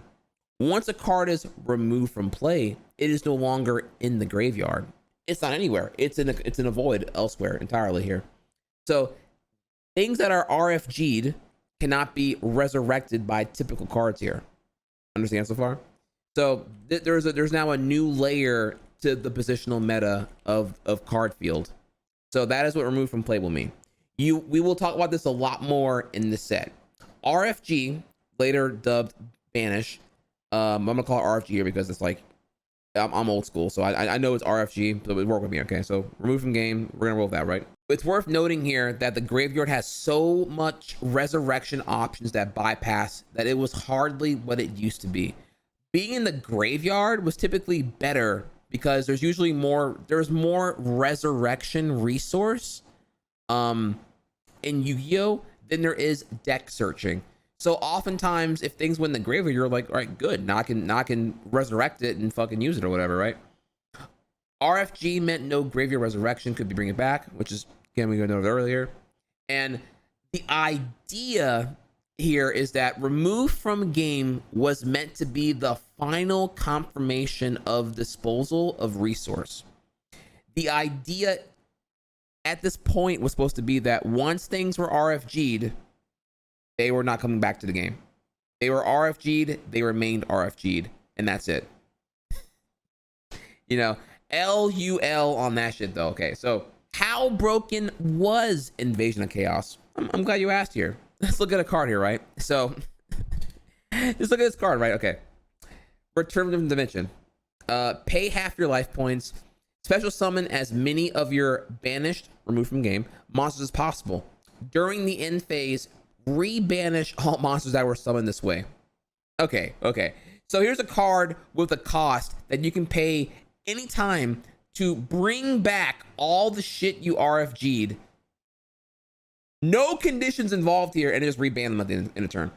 Okay, so here's a card that lets you like literally like win the game. Like you do this, like if you play this card and you don't win that same turn, then you're just like going to play the game. Like holy crap. Like you top deck this, you're like, oh my god, let's fucking go, dude. Now to be fair, this was not this was like in a different set, like in the same year as IOC, but that doesn't matter because I saw this shit everywhere, and this card made me want to fucking lose it because I'm like, oh my god, this card's so fucking dumb. Again, half your LP is always a cost that you can pay. That is the point. So madness, madness, madness. This is the one. This is big donkey dig piece of shit right here. This is the card that everyone, man, this card right here is great. I love Chaos Emperor Dragon. Man, I fucking hate Chaos Emperor Dragon, dude. Chaos Emperor Dragon, Envoy of the End. Here is a card so comically broken that fanboys, this card, they knew they were doing. They knew they were lying. They knew this card was never balanced. All right, let's go into it here. Cannot be normal summoned. Must be special summoned from your hand by removing from play 1 light and 1 dark monster from your graveyard. Once per turn, you can pay 1,000 life points.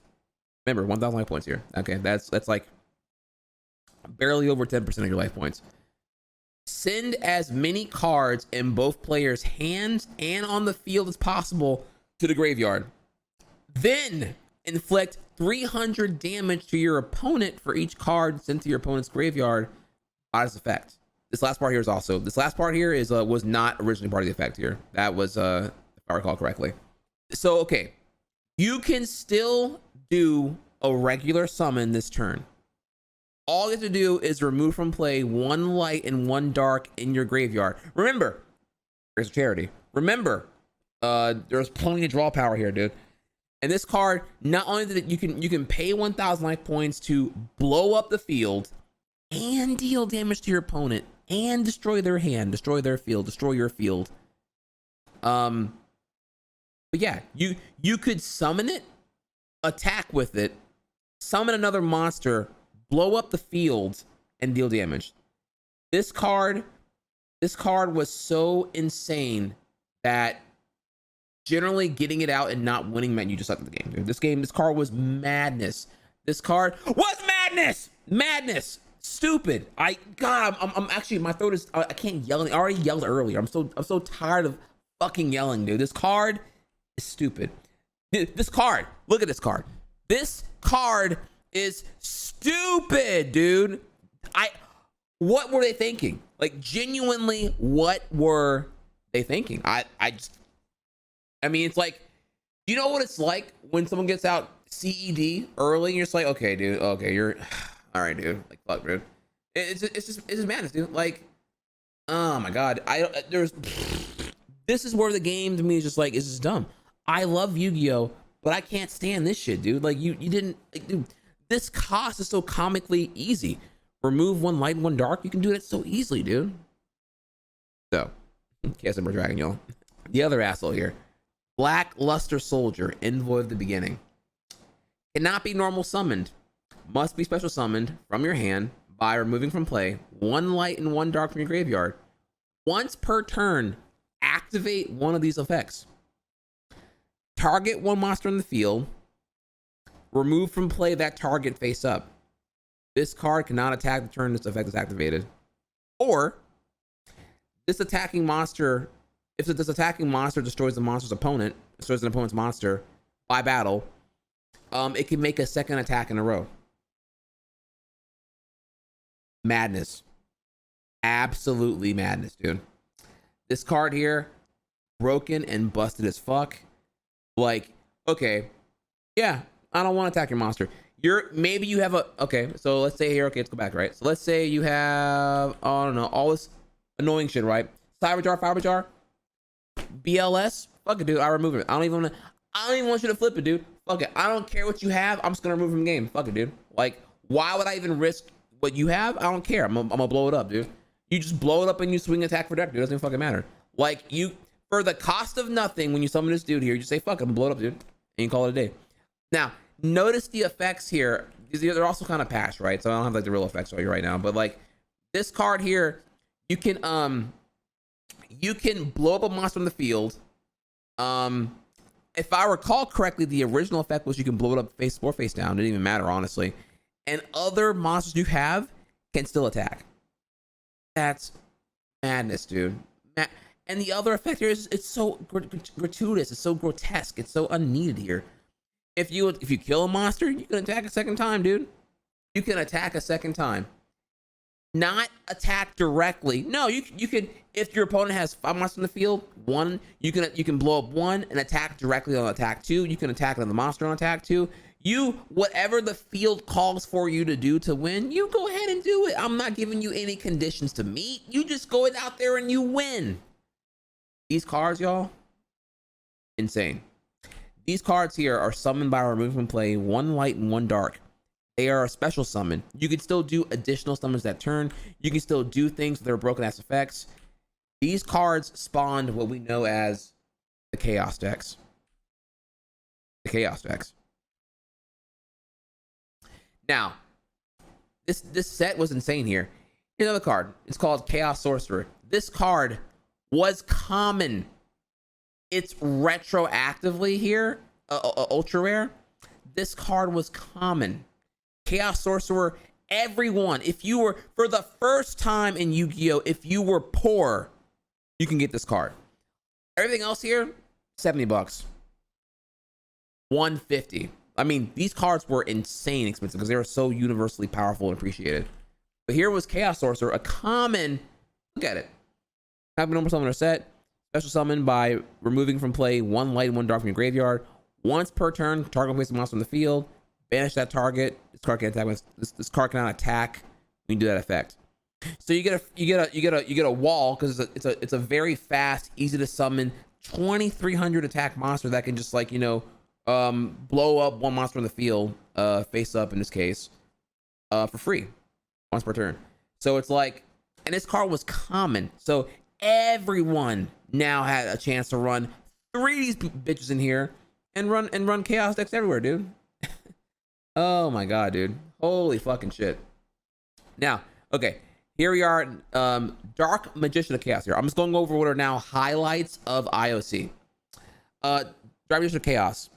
It's a 2 tribute, 2800 attack. Oh, the man, dude. DMOC was my shit. During the end phase, if this normal card was normal, special summon.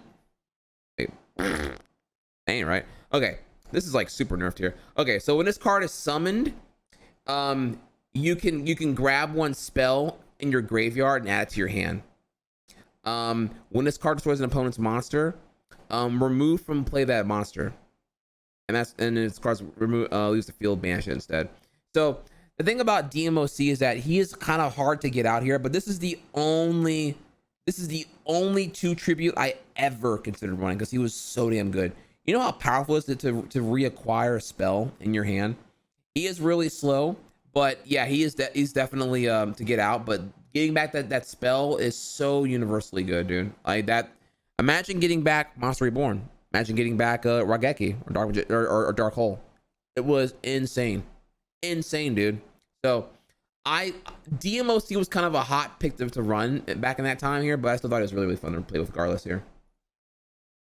So look at this shit here, dude. Dimension Fusion. Pay 2,000 life points. Both players special summon as many of their remove from play monsters as possible. Not broken. Okay. No, I'm kidding. The card's actually insane. That card is madness, dude. You remember, you're summoning. Look how many cards I've showed you so far here that let you RFG a 1 light and 1 dark to get out and do shit. And now think back here to like this shit here. You have like comfortably, you know, you can just swarm the field.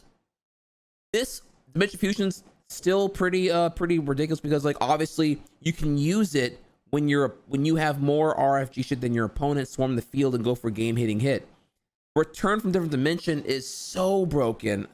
It's how you win. You get that card, you win. There's no like if you don't win, you just suck at the game. It's period. Holy, these cards here super stupid. Chaos decks were unstoppable. Section 7.3 here. So like now, to be fair, they were not literally unstoppable here, but the problem is like, dude, this is what everybody ran. This became the meta, dude. This was it. What were you gonna do? Remember, when Invasion of Chaos dropped 6 months prior to the North American ban list being a thing, I had to deal with this shit everywhere. Everyone ran chaos decks, dude. And hang on, I'm gonna get myself here right now. So let's go ahead and get into it. So chaos decks were unstoppable, dude. and we're easily the best decks. Fast, powerful, and unstoppable in most cases with lacking countermeasure, in my opinion. Like, and we'll get into what those countermeasures were, but just understand here that, like, when you had, I mean, dude, when you have shit like Magical Scientist and, you know what I mean, like, oh my god, dude, like DD Warrior Lady, Tribe Infecting Virus, like, you have, like, there are so many things here. You have Magical Scientist with a fucking 1,000 eyes restrict, dude, you have, there is so much shit here that you can do. It is insane. Like, it's comical. Like, what do you do, right? Like, like, what do you do? Oh my god, bro. All right, what I have for you here now is I want to give you a simulation of a typical 2004 duel. Any smiles in chat here, boys? This will be fun. Section 7.4 here. So earlier we went over an OTK, one turn kill. Allow me to show you what is a very plausible scenario of a duel in 2004. Turn 1, pot of greed, draw 2 cards. Risk charity, draw 3 cards, discard 2 cards. You've now drawn 5 cards and you've discarded 2, right? Still turn 1. You play Fourth Century, and you look at your opponent's hand, determine that their hand cannot stop you this turn because they can't do shit about it, and you get to bounce back 1 card from their hand, the biggest threat, back to their decks. Now their hand's that much more of a less of a threat. Okay, next. Now you're gonna play your choice. It's whatever you want, right? You play Painful Choice or you play Card Destruction. Card Destruction here, both players discard as many cards as possible in their hand, and each player draws the number of cards discarded. So if their hand was looking a little too good, fuck it, Card Destruction. If their hand there's no threat, then fuck it, Painful Choice, dude. You get in there, you do that, right? From here, you know, you're gonna grab 2 darks, 2 lights. There's a serpent. There's a serpent during your standby phase. There's cards in your graveyard, add it to your hand. Essentially, since serpent was a free discard, it would come back to your hand from the graveyard like once per turn. It's what it would be used for here. So yeah, this card was madness, right? So it doesn't even matter, dude. Like, if they're not gonna give you serpent, because that's what you want. So you just fuck them over. There's really no way to, like, you know, win this one here as the opponent. And from there, you're gonna grab Witch of the Black Forest, and you're gonna put that in there, right? So you're going to regular summon Witch of the Black Forest. Remember, when Witch of the Black Forest dies and goes to graveyard, you can now grab any monster you want as long as it has 1,500 or less defense points. Pretty simple. So now you do the combo. Remove 1 light, remove 1 dark. Remember, you put 2 lights, 2 darks in your graveyard from Painful Choice now. You RFG one of those 2 now, and you special summon Cast Emperor Dragon. You regular summon the Black Forest, and now you do the effect. You pay 1,000 life points to send as many cards in both players' hands and on the field and graveyard, and you do deal damage to your opponent here.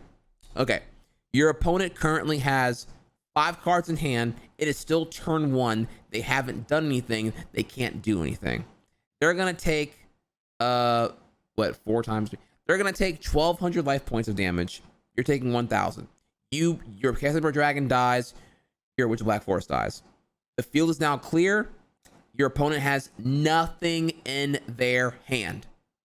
But what do you draw? What it costs. Boom. You pull out Yata-Garasu. And at that point, that's it, dude. They're Yata locked. You won. They have no cards in their hand. You summon Cast Emperor Dragon. You pay 1,000 life points. You blow up the field. Your Witch of Black Forest went to the graveyard because you blew up the entire field because of CED.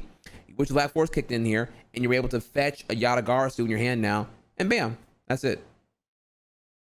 To be fair, I used an extra summon here, but, like, you know, it's not hard. I mean, I meant it's a little bit bad here. You know, discard Witch of Black Forest, summon it via Monster Reborn or whatever. You're missing 1 combo here. Summon Witch of Black Forest again, and then you regular summon Yata-Garasu. Bam, Yata lock. And that's it, dude. At this point now, you will still draw during your turn. Your opponent can't do anything at this point. It is now their turn. They skip the draw phase because of the Yata. They have no cards in their hand. They do nothing. It's now your turn. You draw. You can literally keep Yata pecking them until you get what you need to like summon and have an unstoppable amount of control in the game. You can just sit there and just Yata peck until you're like at 10 cards, until you have like 5 cards left in your deck, and then just like summon whatever, and then they have like literally 1 to 2 turns to do anything about it. Remember, all in top deck mode. So this is what duels were like. It was chaos deck bullshit until they got to the Yata lock, and that was it.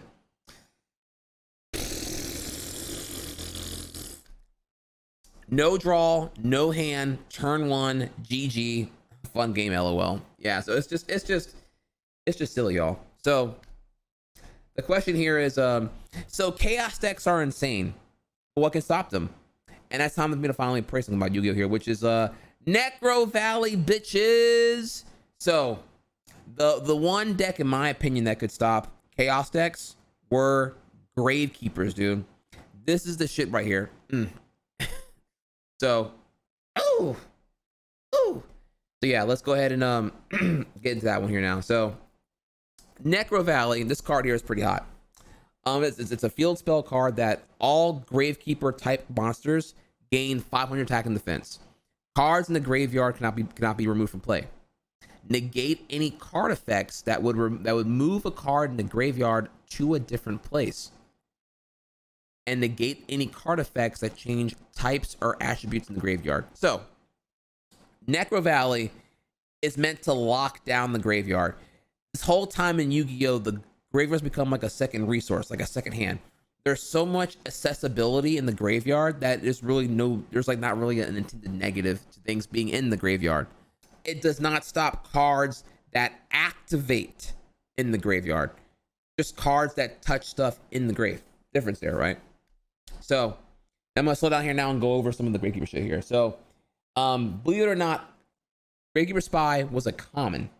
Gravekeeper Spy here is a 2,000 defense, 0 tribute monster that when summoned, when flipped up, you can special summon one Gravekeeper monster with 1500 less attack from your deck. Now notice here, Spy can search for a Gravekeeper monster with 1500 less attack. Gravekeeper, attack, 1500. Gravekeeper Spy, you could literally summon another Gravekeeper Spy. You can do GK Spy into another GK Spy. That's wild. That's wild. So, and that's before Necro Valley. Remember, it gains more if you have it on the field here. So yeah, this thing was insane, dude. That thing was wall.com, dude.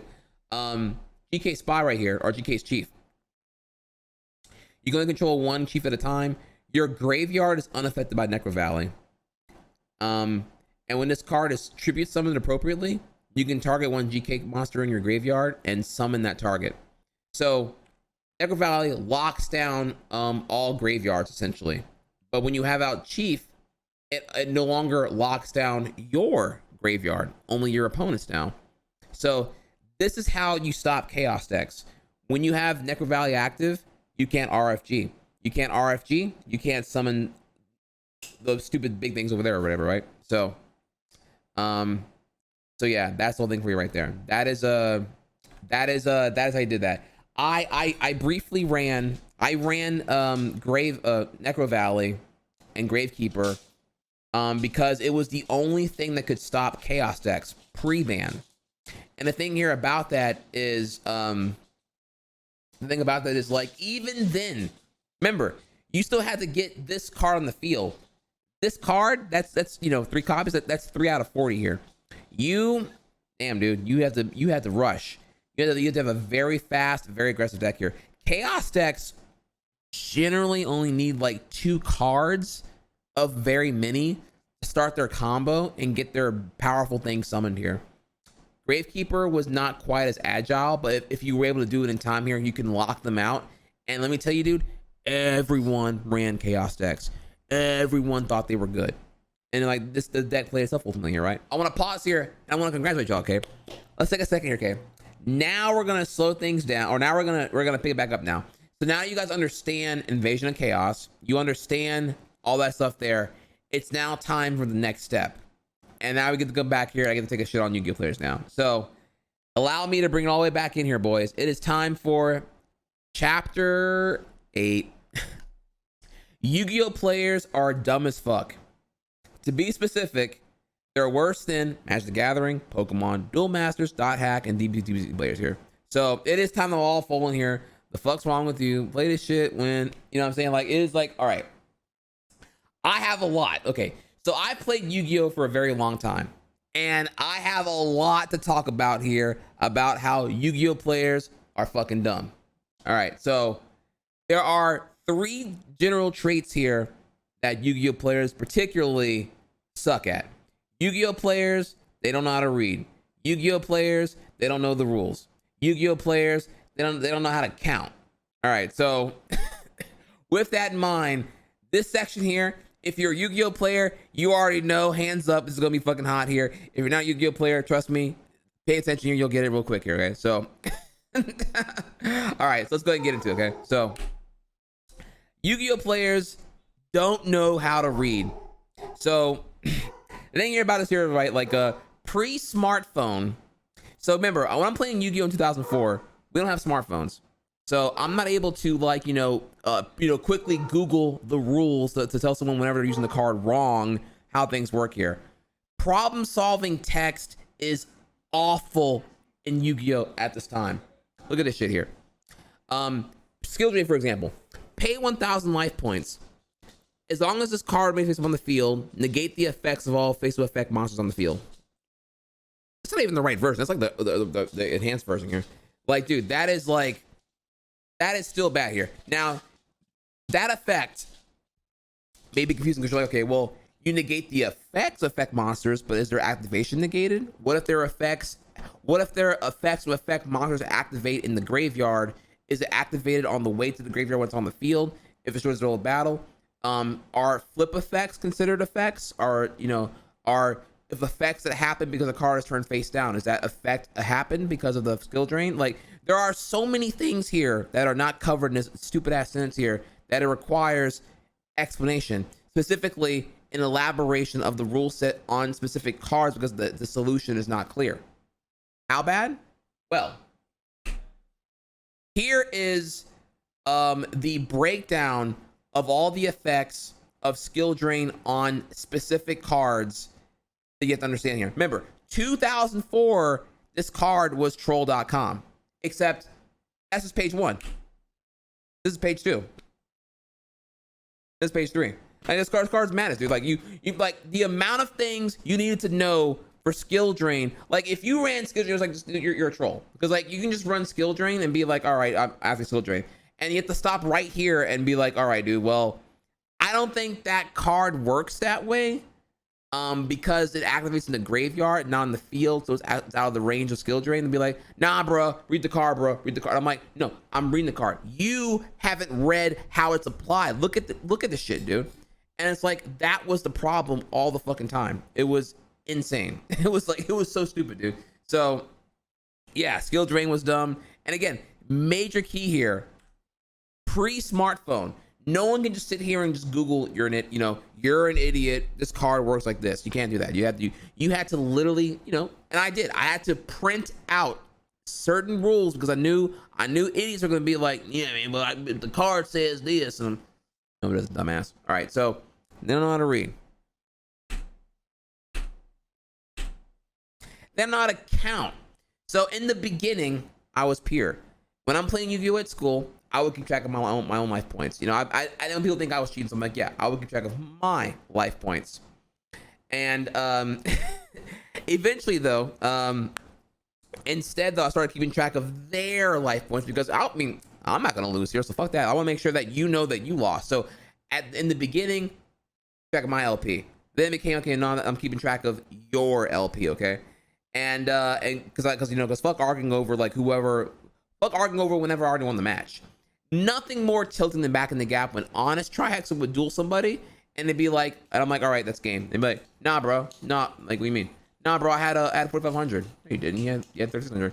Nah, man, what? I'm like, dude, like, I don't know, dude. Like, I attacked you with, like, I don't know, Magician of Faith or whatever twice, and you didn't do anything about it.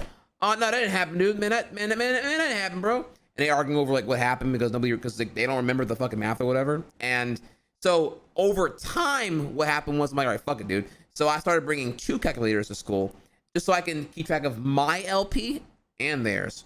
So because they can't remember, they can't count or remember what happened 3 turns ago because they don't want to remember, because they're just like, because what happens is like they were so busy, like, if I'm like, on the field, I'm dominating, I'm fucking them over. They're just like, ah, man, and I'm like, all right, you take 800 direct. All right, whatever, dude. Like, they don't even care. They're just like, okay, they're waiting for their turn so they can like just draw their card, hoping they're gonna get a good card, and they get nothing. They're like, fuck, man, fuck. And they're just like, like they're not even paying attention to what's happening because they're so desperate in their attempt to get a unearned top deck momentum swinging game kill.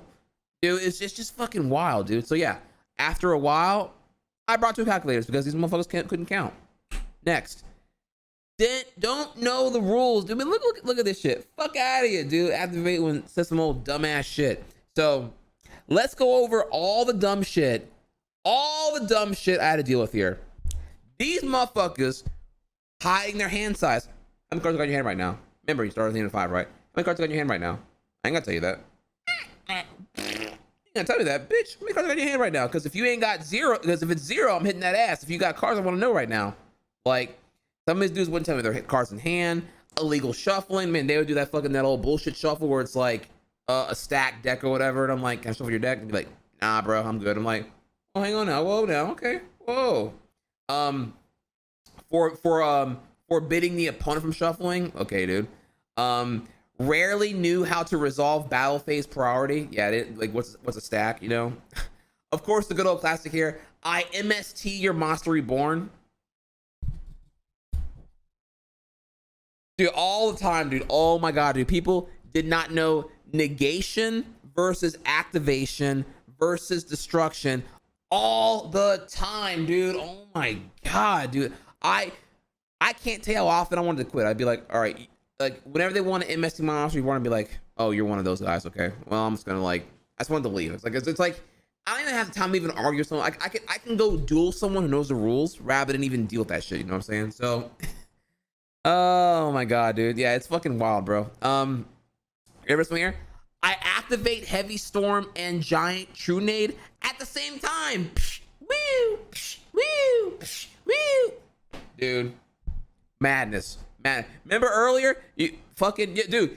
People did. It's like, okay, first off, wait. You think you can do Heavy Storm and destroy all the cards in the field, and then you can do Giant Trunade at the same time, and somehow Giant Trunade won't get destroyed by Heavy Storm, but Giant Trunade would bring back Heavy Storm to your hand? What are you high? What are you dumb? What are you stupid? What are you Papega? Like it's so like listen to the mental gymnastics here. You're applying the logic, but only applying it selectively to the way it benefits you. Like look at you right now, dude. Like, it doesn't make sense. It doesn't make sense. What are you doing, dude? I use Cannon Soldier to sacrifice your monster, deal 500 to you. I kid you not. I had a guy summon a Cannon Soldier and tell me, oh yeah, I'm gonna go ahead and sack your guy to hurt you. Bro, I want to say some words so bad right now, dude. I just, oh my god, dude, just fuck out of here, dude. Like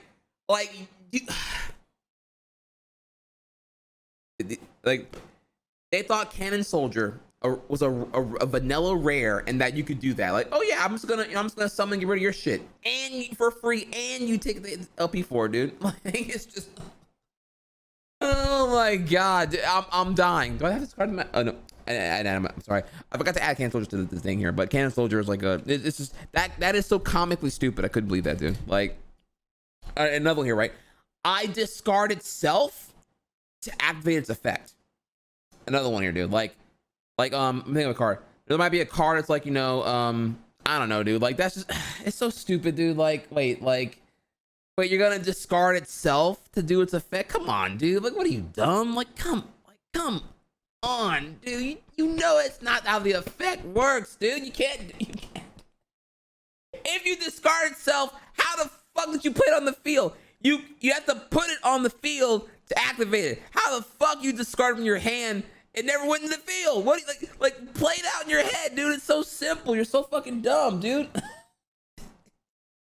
It's like, how do you explain to someone who's doing that without like saying what it is? Like, dude, look at what you're doing. You're so used to, like, dude, like, come on. Oh my god, dude. All right, so yeah, destroy versus negate versus discard versus RFG. No new that shit here. And I love this one here. All right, so they give up after drawing a hand. Like, they'll literally, okay, so we sit down, right? Remember, let's go back here. Let's go back. Let's go all the way back here, right? 7 a.m. to 7:30. I'm slaying noobs. The nerd table to the far left. You know what it is. I'm going down. I can get 2 to 4 duels done in 30 minutes. I'm slaying noobs. These boys come in here, draw their opening hand, and say, nah, I don't like it, bro. I quit. And it's like, whoa.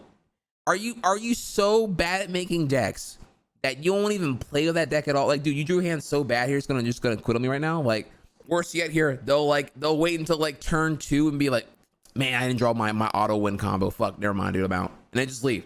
Dude. They just like, there's nothing more.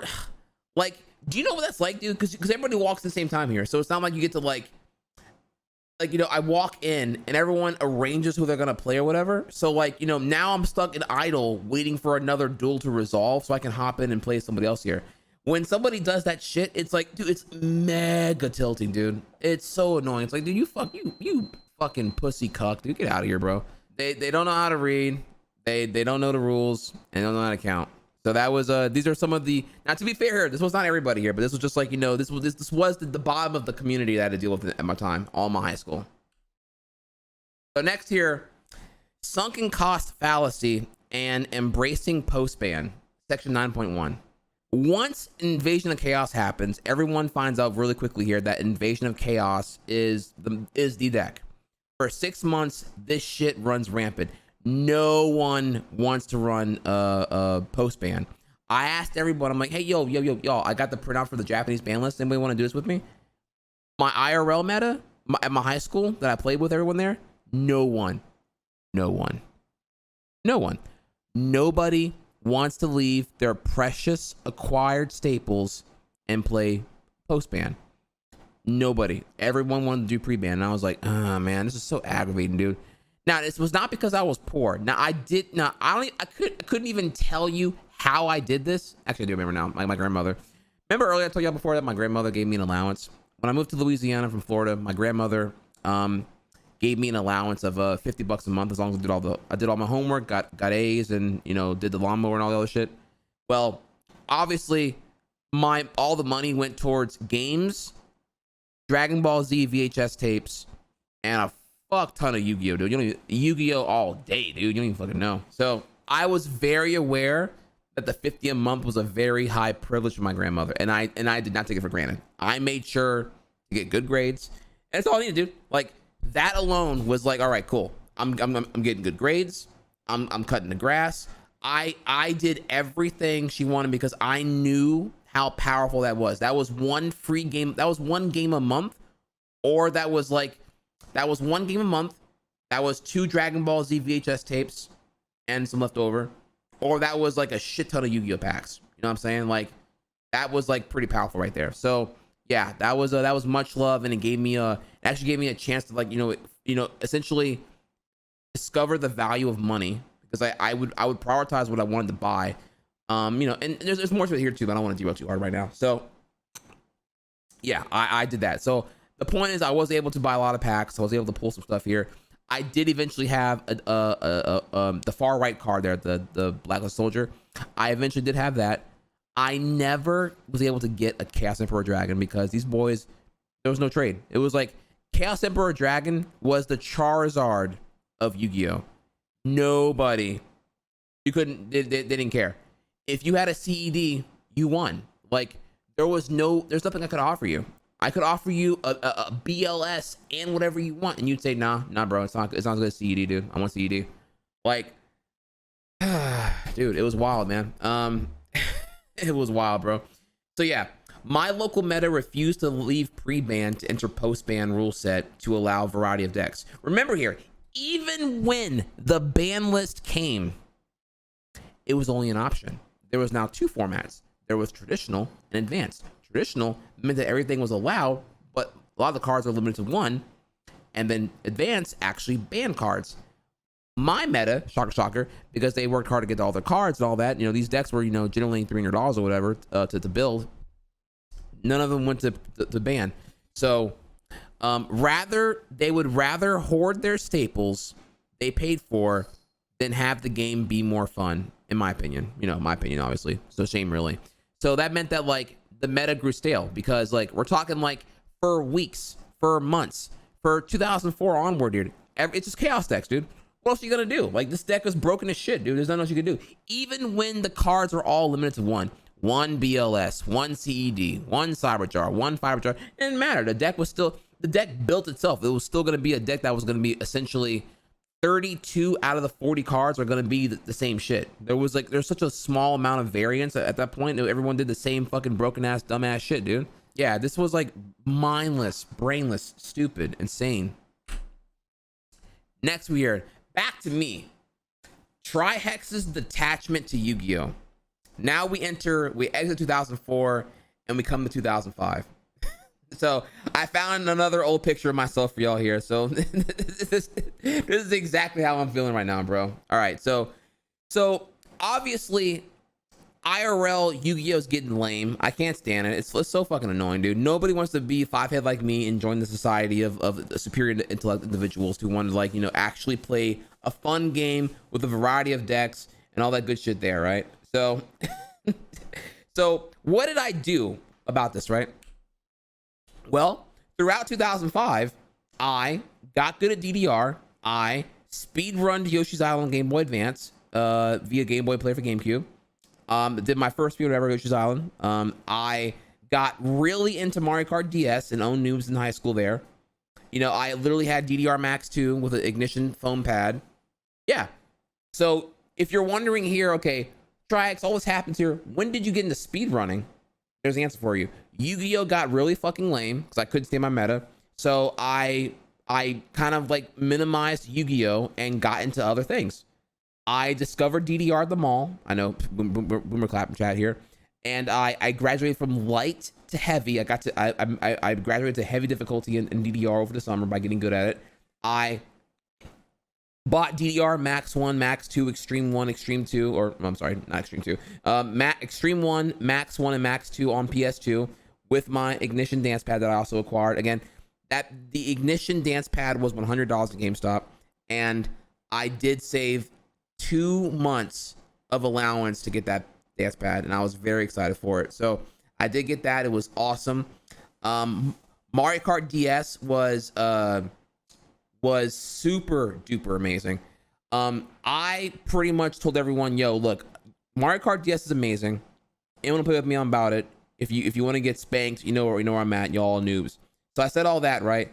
The great thing here about 2005, my 10th grade year, was by the end of 10th grade year, meaning that by May 2006, I had almost 16 of these goons from the Yu-Gi-Oh squad having Nintendo DSs and having Mario Kart, dude. Do you know, and again, it's a small Yu-Gi-Oh, do you know what it's like to come here in the morning and open up that Nintendo DS, boot up Mario Kart DS, and go to multi-cart Wi-Fi lobby and find a 7 out of 8 person lobby waiting? Do you know what it's like to actually have a maxed out 8 out of 8 multi-cart Wi-Fi lobby? No lag, no single cart Wi-Fi lag, no mushroom cup only, no shy guys. Everyone has full equal playing power. And when you lose because you suck and you need to get good, bro, like, you need to get good. You need to snake like me. You need to be able to dodge them blue shells. Your RNG sucks. Your methods suck. You can hold down here, dude. Like, dude, there was so much tech in Mario Kart DS, dude. It was amazing, dude. Like, I was getting bored of Yu-Gi-Oh, but Mario Kart DS was the shit, dude. Everyone was on it, dude. It was, oh my God, it was fucking awesome, dude. So yeah, in the morning, that's where it went down, dude. That was like, it was new hype. I got into speed running. I got into DDR. I got the Mario Kart DS. You know, I was productive. I enjoyed it here. So, and there's more here I can talk about here too, but I don't want to derail too hard. I'm gonna keep it on Yu-Gi-Oh right now. So yeah, that was you know, all that happened here, right? Yoshi, Poggers, old school Trihex subs. I know what's good. You know, y'all know what it is right now. So all that happened, right? And then so that was my detachment to Yu-Gi-Oh. Now we got to get into some fun stuff here, though, which of course here is the deal with Yu-Gi-Oh and cheating / stealing. This is a long section, so no surprise here. Section 10. So, all right. So here's the thing, right? What is it with Yu-Gi-Oh and cheaters and stealers, man? It. All right. So let's go ahead and get into this one. All right. So everybody should hear. First thing first, I want to get into what is known as a trade etiquette 101. I want you to notice this picture right here. Does anything here stand out to you in this picture right now? Black guy playing Yu-Gi-Oh, calculator, trade box. Anything here stick out to you? Very good, very good. The backpack. Okay, this is the backpack being worn on the front here. This is the Yu-Gi-Oh staple here. Okay. Also, if you want to, I included a section here for a derail. I have a.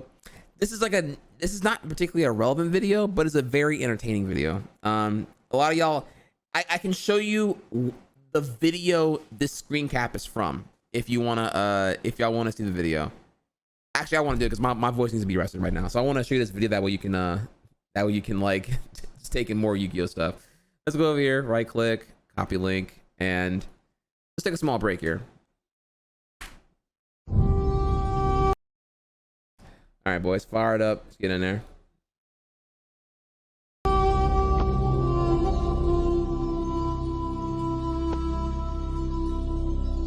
It's on. Yeah.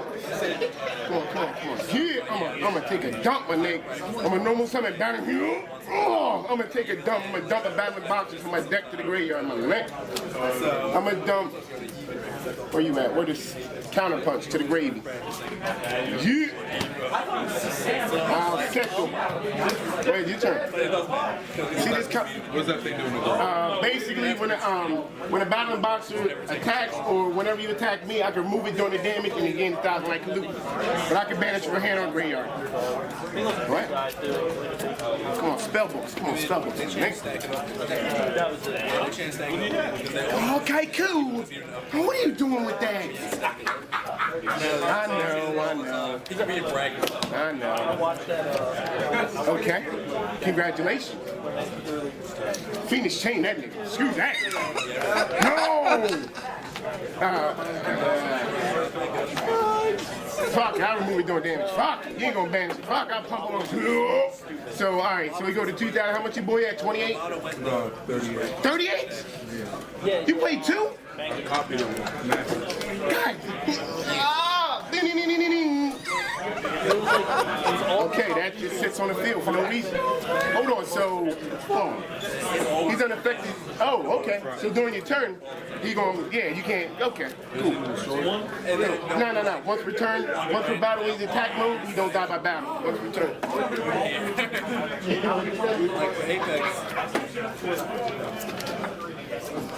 I know. Congratulations. You get anything you want from your deck. I love that, man. That's a sexy ass secret card. It makes me masturbate.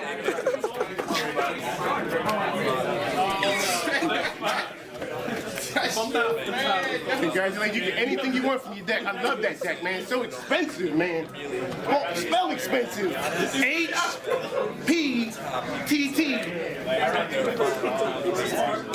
I'll do it all. Yeah. You let that beat stick, don't you? Heavy those storms with the compounds. Okay. What did that do? Don't do that! Man, don't! Hulk! Where'd he go? Hulk don't know where he go! Alright. Normal? It's 2,000 idiot? Oh yeah, you can. Oh, my bad. You're right, you gotta. Man, search through your deck. Your deck is expensive. My deck's not. He's just so serious. You get anything you want from your deck. I love that deck, man. I'm surprised I beat somebody with this deck with that deck. That nigga shut me down the whole time. And he prohibited me. And he prohibited Lee Joe. And I couldn't bring that nigga out there 2 games in a row. I was like, fuck. I know, you know that thing, don't you? I'm cheap people, nigga. Don't flip him down. I'll cut that for you. Here we go. Got it. All right, now normal summon is 2000 BC. Yeah. You love Kaiku, don't you? Hold on. Does he get anything? Attack that one. You take 200. That's gone. I'll set this stupid back row and go ahead. Your turn. Well, you can do anything you want. As soon as you attack me, it blows up like an idiot. Go on. Go ahead. Your turn. What's your life? L. All right. Hold on. So your boy, he was at 2, so I took 18. So I'm at 62, and you took 200. So yeah, 78. I mean, go ahead, your turn. Now we gotta get the field too. Get the field, man. Yes, Peter Parker. Get the field. Yes. Don't do that. Don't do that, my nigga. Don't do that. Don't Yes, do that. Kaiku, the insurance salesman. Go. Yes, so you balls in it. Then go directly. Don't banish on my neck. Don't banish. No. Wait. Congratulations, my leg is wide open. You got directly in me. I mean, yeah, good job. Hey, come here. Oh, do it all. All right, we gotta get rid of that, man. He's just gonna keep fucking me up, my man. You know what? You don't got the heart. I'll set this defense mode like in the anime, and then go ahead. Come on, use that expensive deck. That big beefy expensive deck. Just swing, just swing. Let's get a back roof and play. Spell. Don't do it. You don't need to do that. Go ahead. Congratulations. I know that card. I know. You ain't gonna use it. So yeah, this video is it's a classic, dude. It's a classic. This is like Yu-Gi-Oh staple right there, staple god mode here. I'll give you that link. I encourage you share with your friends. I don't hate the video at all. Like the video, I want to get to 10 million views. It's at 4 million. It's a 2013 upload.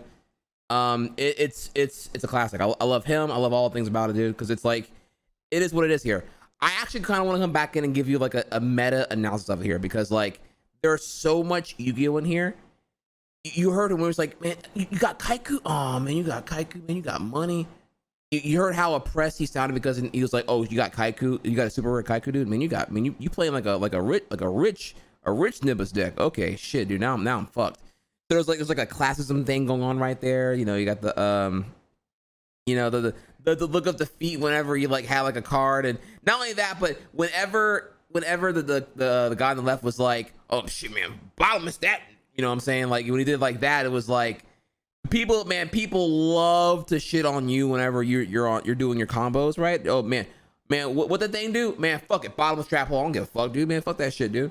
Like, dude, people, dude, the video. There's like so much of Yu-Gi-Oh happening in that one like 4-minute section. It's insane. Like, it's insane. Not everyone was like him, obviously, but it doesn't matter because like there's so much Yu-Gi-Oh happened there, regardless here. So okay. Back to our topic here. We got here, what's the deal with Yu-Gi-Oh and cheating and stealing, right? So okay, what we got right here is we got to go over what is a trade etiquette 101. Let me get my notes here. Okay, so we have here trade etiquette is we have separate binders for everything. Super, ultra, and secret rares are in an executive binder. And ultimately, the big rule here is that, you know, you never allow more than one binder out at a time. That way you can manage it, right? So if you have one out, it's one out. Anyone wants to see anything else here? You like wait, because the minute you have like multiple binders out, you know you can't do this at one time here. So like you got to know where your shit's at, because people will dip out on you real quick, dude. So super, ultra, and secret rares in executive binder is how I usually ran. Never allow more than one binder at a time here. Never allow removal of cards unless organizing a trade. Only if you talk about trading, or you talking about taking my cards out of my sleeves at all here. And also, if you touch any of my shit without opting to bring up a trade, I'm sure shit bad, baby. Oh, sticky hand ass. The backpack goes. Now this is for me here, okay? When I duel, notice the Asian kid had like the backpack worn backwards. I would have the backpack. You know, like the picture right here, but it would be each back strap would be around my leg. That way it could not be grabbed or tugged. The backpack was literally like you would step into the backpack straps, and the backpack was secured in your legs. You do the lockdown. Oh, hell yeah, dude. Bro, I'm sitting with I'm sitting on a couple hundred in Yu-Gi-Oh cards. I ain't having no fuck ass person trying to take my shit right now. Fuck that, dude. So, yeah, that'd be that here.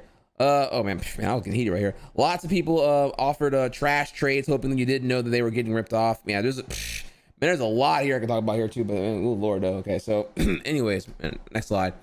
Now, of course here, boys, this is not a picture of mine, sadly. I wish I'd had it here, but I do want y'all to know that I did have the Dark Magician Girl Shrine. You know, I want everybody to know I was flexing, so I most definitely had all the DMGs, bro. I had English censored, I had the Japanese uncensored with the cleavage, I had, you know, the promo, I had all of them.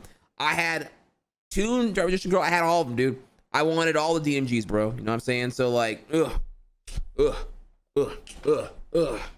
right, so I know all y'all knew you'd get here. All right, so Dark Magician Girl is the waifu, okay? Like, this is the queen. This is Bae. This is like who it is, where it's at here. I thought Dark Magician Girl was the finest bitch on the block by far, and then some. So I was even though her card sucks ass at the time, it doesn't matter because DMG was Bae all day, dude. So I most definitely had a DMG shrine. So just so you know, and I drew her all the time. All right, so I did have a DMG shrine. Try waifu in chat. Try gasm in chat. Cheating in Yu-Gi-Oh! Man, I was mad right here. And annoying ass people. Of course, this card is also awesome right here, too. Like, got him. When you hit them where it hurts and they have no rebuttal. All right, so let's go over this one, okay? So here I have 2 cards here, right? Let's go over these cards real quick here. So bottom is Trap Hole. When your opponent summons a monster with 1500 or more attack, destroy that monster, and if you do, remove it from game. This was a very, very, very common trap that was played. Right. And then we have here another example card. This one's not a relevant example. This is like a newer card, but you kind of get an idea of what goes on here, right? When an effect is activated, you can select one face-up Mist Valley card you control. Mist Valley, Apex, Avian. Return that Mist Valley card to its owner's hand, negate the effect's activation, and destroy the card whose effect was activated. You have a card here that you can bounce itself back to negate an effect and under certain conditions, right? So here's the thing, right? A lot of people will like, you know, all right, man, I'm gonna you know, stuff the cards. I'm gonna remove from play this. I'm gonna summon this, do this. And they're like, whoa. I want to bottomless trap hole your thing. And it's like, sometimes people play cards too fast and you want to appropriately be able to respond to it. Sometimes people will like, you know, they'll like delay their reaction. That way they can conveniently see what you're going to do next. And then be like, oh, hang on, I want to, so because you're going to summon that and use the ability right now to target this, I'm going to go ahead and bomb the trap hole when it's summoned. And it's like, whoa, I summoned it, then I did the effect. You chose to wait until see what my effect was and who I was going to target to then do it. No, that's cheating, bro. Fuck you, dude. So delay reaction activating traps, play too fast and claim react time was already missed. Dude, people do all the time, dude. They play fast and attack. It's like, whoa, dude, I want to negate that summon. I want to use Solemn Judgment to negate that summon. Like, sorry, bro, I already attacked. Like, I want you to know, people, remember this card right here? Solemn Judgment.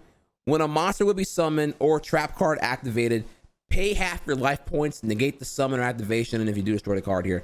I want you to know how often people just like spam like 5 things in a row. I'm gonna RFG this, I'm gonna summon this, I'm gonna summon this, I'm gonna attack with this. And it's like, whoa now.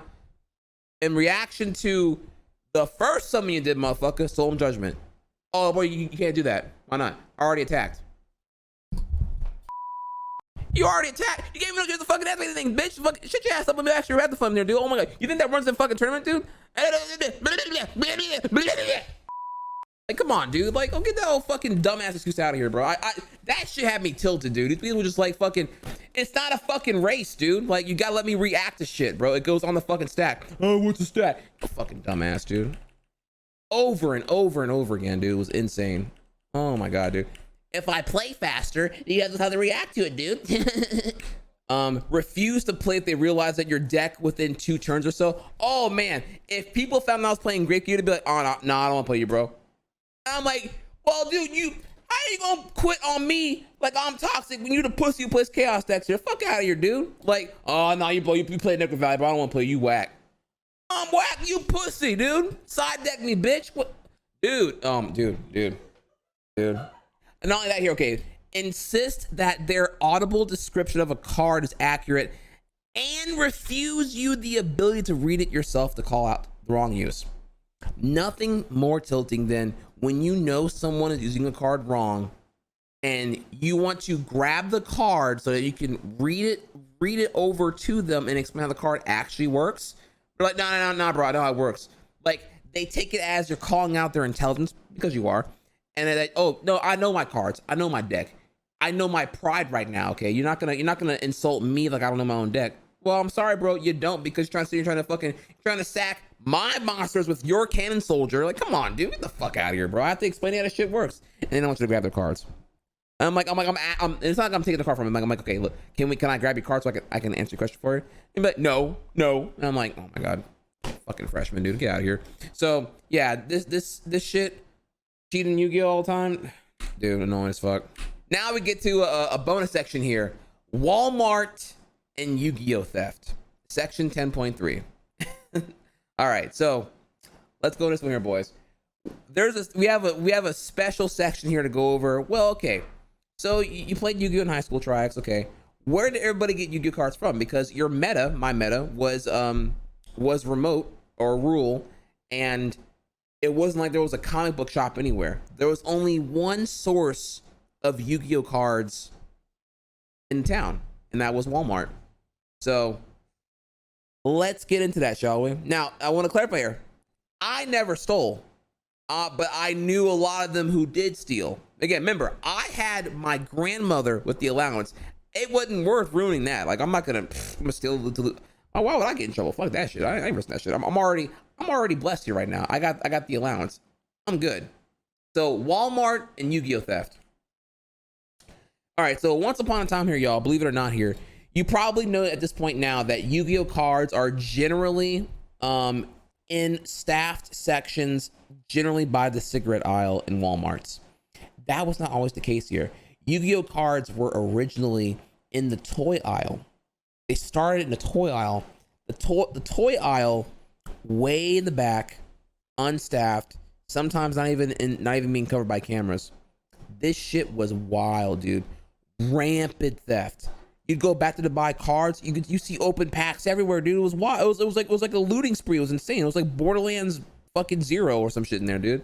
Like rampant theft, open up card packs, buried underneath shelving units. People would grab packs, open that shit, pocket, and then throw that shit underneath the little thing right here.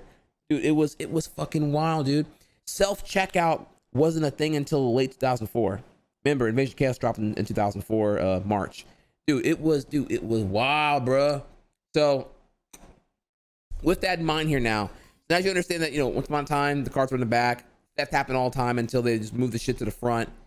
I want to tell you about a story, the most entertaining story of someone I knew at the high school. Walmart and the tale of Brian the Stealer.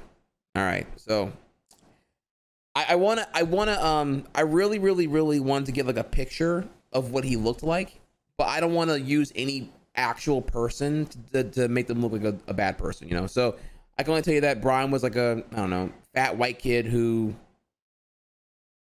I don't know, imagine the fat kid from The Sandlot, but like, I don't know, high school. And that's essentially what it was. But again, the fat kid in Sandlot is actually really, really cool. So I don't even want to use him either. Like Brian was a piece of trash. So, okay. By this point, GameStop exists. GameStop is next to the Walmart, like any other small town. There's a Walmart anchored next to it is a GameStop, right? So, and sometimes after school, I go across the street and I would go to GameStop, honestly. If I was going to my grandma's house rather than to my mom's house, then, my grandma, I love her a lot. Then I would go to GameStop and I would wait there until she got off work to come pick me up. And yeah, I guess technically I was one of those kids who would go in there and like cause a ruckus or whatever, but that wasn't me. I'm sorry, let me rephrase that. It wasn't me. I was well behaved and I was one of the few kids from high school that they didn't hate, because I wouldn't go in there and be annoying. I was like always respectful and, you know, mannered, and just, you know, I thought GameStop was really, really cool until I worked there. And so I always was respectful to everyone there, and I was aware to not be like a cringe lord ultimately. So, you know, and that's also why I got hired when I did, because I was on the short list of like people they thought were cool whenever they were hiring, you know, 3 years later. Who would have knew? One day I'm in GameStop after school waiting for my grandma. Brian comes by as well here. Brian, by the way, context here, Brian plays Yu-Gi-Oh! Nothing really new there. He invites me to join along to buy some packs. And I'm like, oh, dude, yeah, okay. Yeah, you're going to Walmart to buy packs? Dude, tight. Okay, I'll come with you. So we're going to Walmart because I'm like excited because I want to know what he's going to pull and shit. Maybe he'll get a card I want, we can trade or whatever. So I joined Brian to go join along to see him buy some packs. See what he's going to pull. What ends up happening here is that I didn't know he stole. And he was like, he wanted me to be his co-opt while he was stealing. And I was like, whoa, dude, I don't want to, wait, what the fuck, dude? And he already did. Like so what happened was he grabbed the cards, and he didn't give a fuck back then, dude. He grabbed the cards from the cigarette aisle, walked away, and like told me to follow him. I'm like, dude, what are you doing? Like, what are you doing? And we went over to like the men's wear section. He goes over to the jeans, the pile of jeans right here, and he's like, he pulls out like 3 packs and puts them between the jeans. And it's like opening them in between the 2 jeans. So it looks like he's looking at jeans. And all this happens in like less than like 10 seconds. Like I'm talking like it's so fast, like pulls it out. All right. Like it happens so fast, dude. Like he knows what he's doing. Holy shit here. So he pulls out and does this for more packs. He's going all in right now, dude. He was able to open so many packs so quickly. I was like, dude, what, dude, wow. He did it just, I mean, dude, it was like rip open the pack, grab the pack, and then went. And just like, and that was it, dude. The Yu-Gi-Oh pack came in like a big, like plastic cardboard filler thing right here. So what do you do with this right here? Because you're grabbing this and you're breaking open to get this. So what do you do with the big old Yu-Gi-Oh thing, right? Is the question right there. And what he would do, is he would just like, he kept all that shit in between the jeans or the pants. He would open them there and leave them there. And like the whole thing was done in like less than 30 seconds. And he had 10 plus packs done. And it was wild because I was like, dude, wow, you're really good at this. Holy shit, dude. And then at the same time here, he also like schooled me on like, while making conversation, he was like, yeah, I can tell you more about the vulnerability of Walmart. And he broke down to me like Walmart vulnerability. Like if you ever wanted to steal from Walmart, here's how you do it. Now, mind you, context here, don't steal. Context here, I didn't do any of this. Context here, again, I had plenty to lose. Brian didn't give a shit at all. Brian was wild. I don't know. White kids are crazy. Whatever. So, but for your entertainment, I'll share with you what he told me back at that time. So Walmart vulnerability. So he right away, he was like, all right, look, bro, the fan aisle, blind spot. The fan aisle had no cameras in there. So if you're trying to steal something there, you can just go in there and just like, fuck it, dude, and just like do whatever you want. There's no cameras because the fans obscured any angle, so you can just get in there and fuck it up, dude. Under aisle disposed, you can throw anything under the aisles here. There was a pretty sizable gap right here. You can just throw any remains that were confidential and discard them there, and then pocket whatever you wanted. The good old-fashioned bathroom dispose. There was a bathroom in the back next to the layaway section. Very underused. There's 2 bathrooms. One in the back by layaway, and then one in the front that everyone uses. The one in the back, because layaway was an archaic relic of the 90s here, that whole section was usually unmanned. So you can just go in the bathroom and just like do whatever you want to do and just like fucking flush all that shit in the toilet and not even give a fuck. Or just leave it in the toilet and fucking leave anyway. It doesn't even fucking matter. So you can do that right there. And so you do that. And then finally, there is the garden section loophole. Again, all this is patched now. Don't do it. I don't condone it. I am telling you not to do it. In the garden section, how the garden was like fenced off with the typical, I don't know what it's called here, the gated fencing. I don't know what it's called here. The thing here is that like not everywhere did the fencing meet flush with the cement. So what you could do is back in the gap, the security gate was on the exit of the garden center, but not the entrance to the garden center through the hardware section. So if you're holding Yu-Gi-Oh packs, you just carry them, whatever. There's no gate right there. You walk in the garden section, and you have somebody on the other side waiting, you know, by the fence or whatever, and you just throw all the packs and leave right there, and they grab it. The whole thing happens under 5 seconds, and it's done. You just throw them under the gate, and you peace out. And you don't even place them. You just drop them, kick, and that's it. Like, it's that good. You're thinking, okay, you can you bend down, you place them. No, dude. You can just like drop them and kick the cards underneath the gate. Make it dude, it takes so little time. I was like, wow. Brian, this is like, I kind of backed. I was like, well, okay, I don't want any parts at all, dude. Like, I'm gonna walk way the fuck away from you, dude. That was crazy. So yeah, that was Brian the Stealer. Okay, so I learned here how some of the people were climbing in the Yu-Gi-Oh ranking because they were getting all these crazy pulls because they were stealing all these fucking cards, dude. That was wild. Now, story time. Brian tried to scam to get a Chaos Emperor Dragon and almost got his ass kicked for it. Section 10.6. So dude, there's like a meme card for everything, dude. I fucking love it. All right, so now that you guys know about Brian, I gotta tell you the most entertaining story I've witnessed involving Brian. Okay, so all right, so first thing I gotta tell you about is there's a guy named Wesley. Where's my boy? Wesley is I think 1 or 2 grades higher than me. Okay, Wesley is a very heavy set, big black dude, but he's like anime as fuck though. Like, Wesley is like, I'm gonna say like this guy here and this guy here merged together. He wore the glasses and he was a big old dude, right?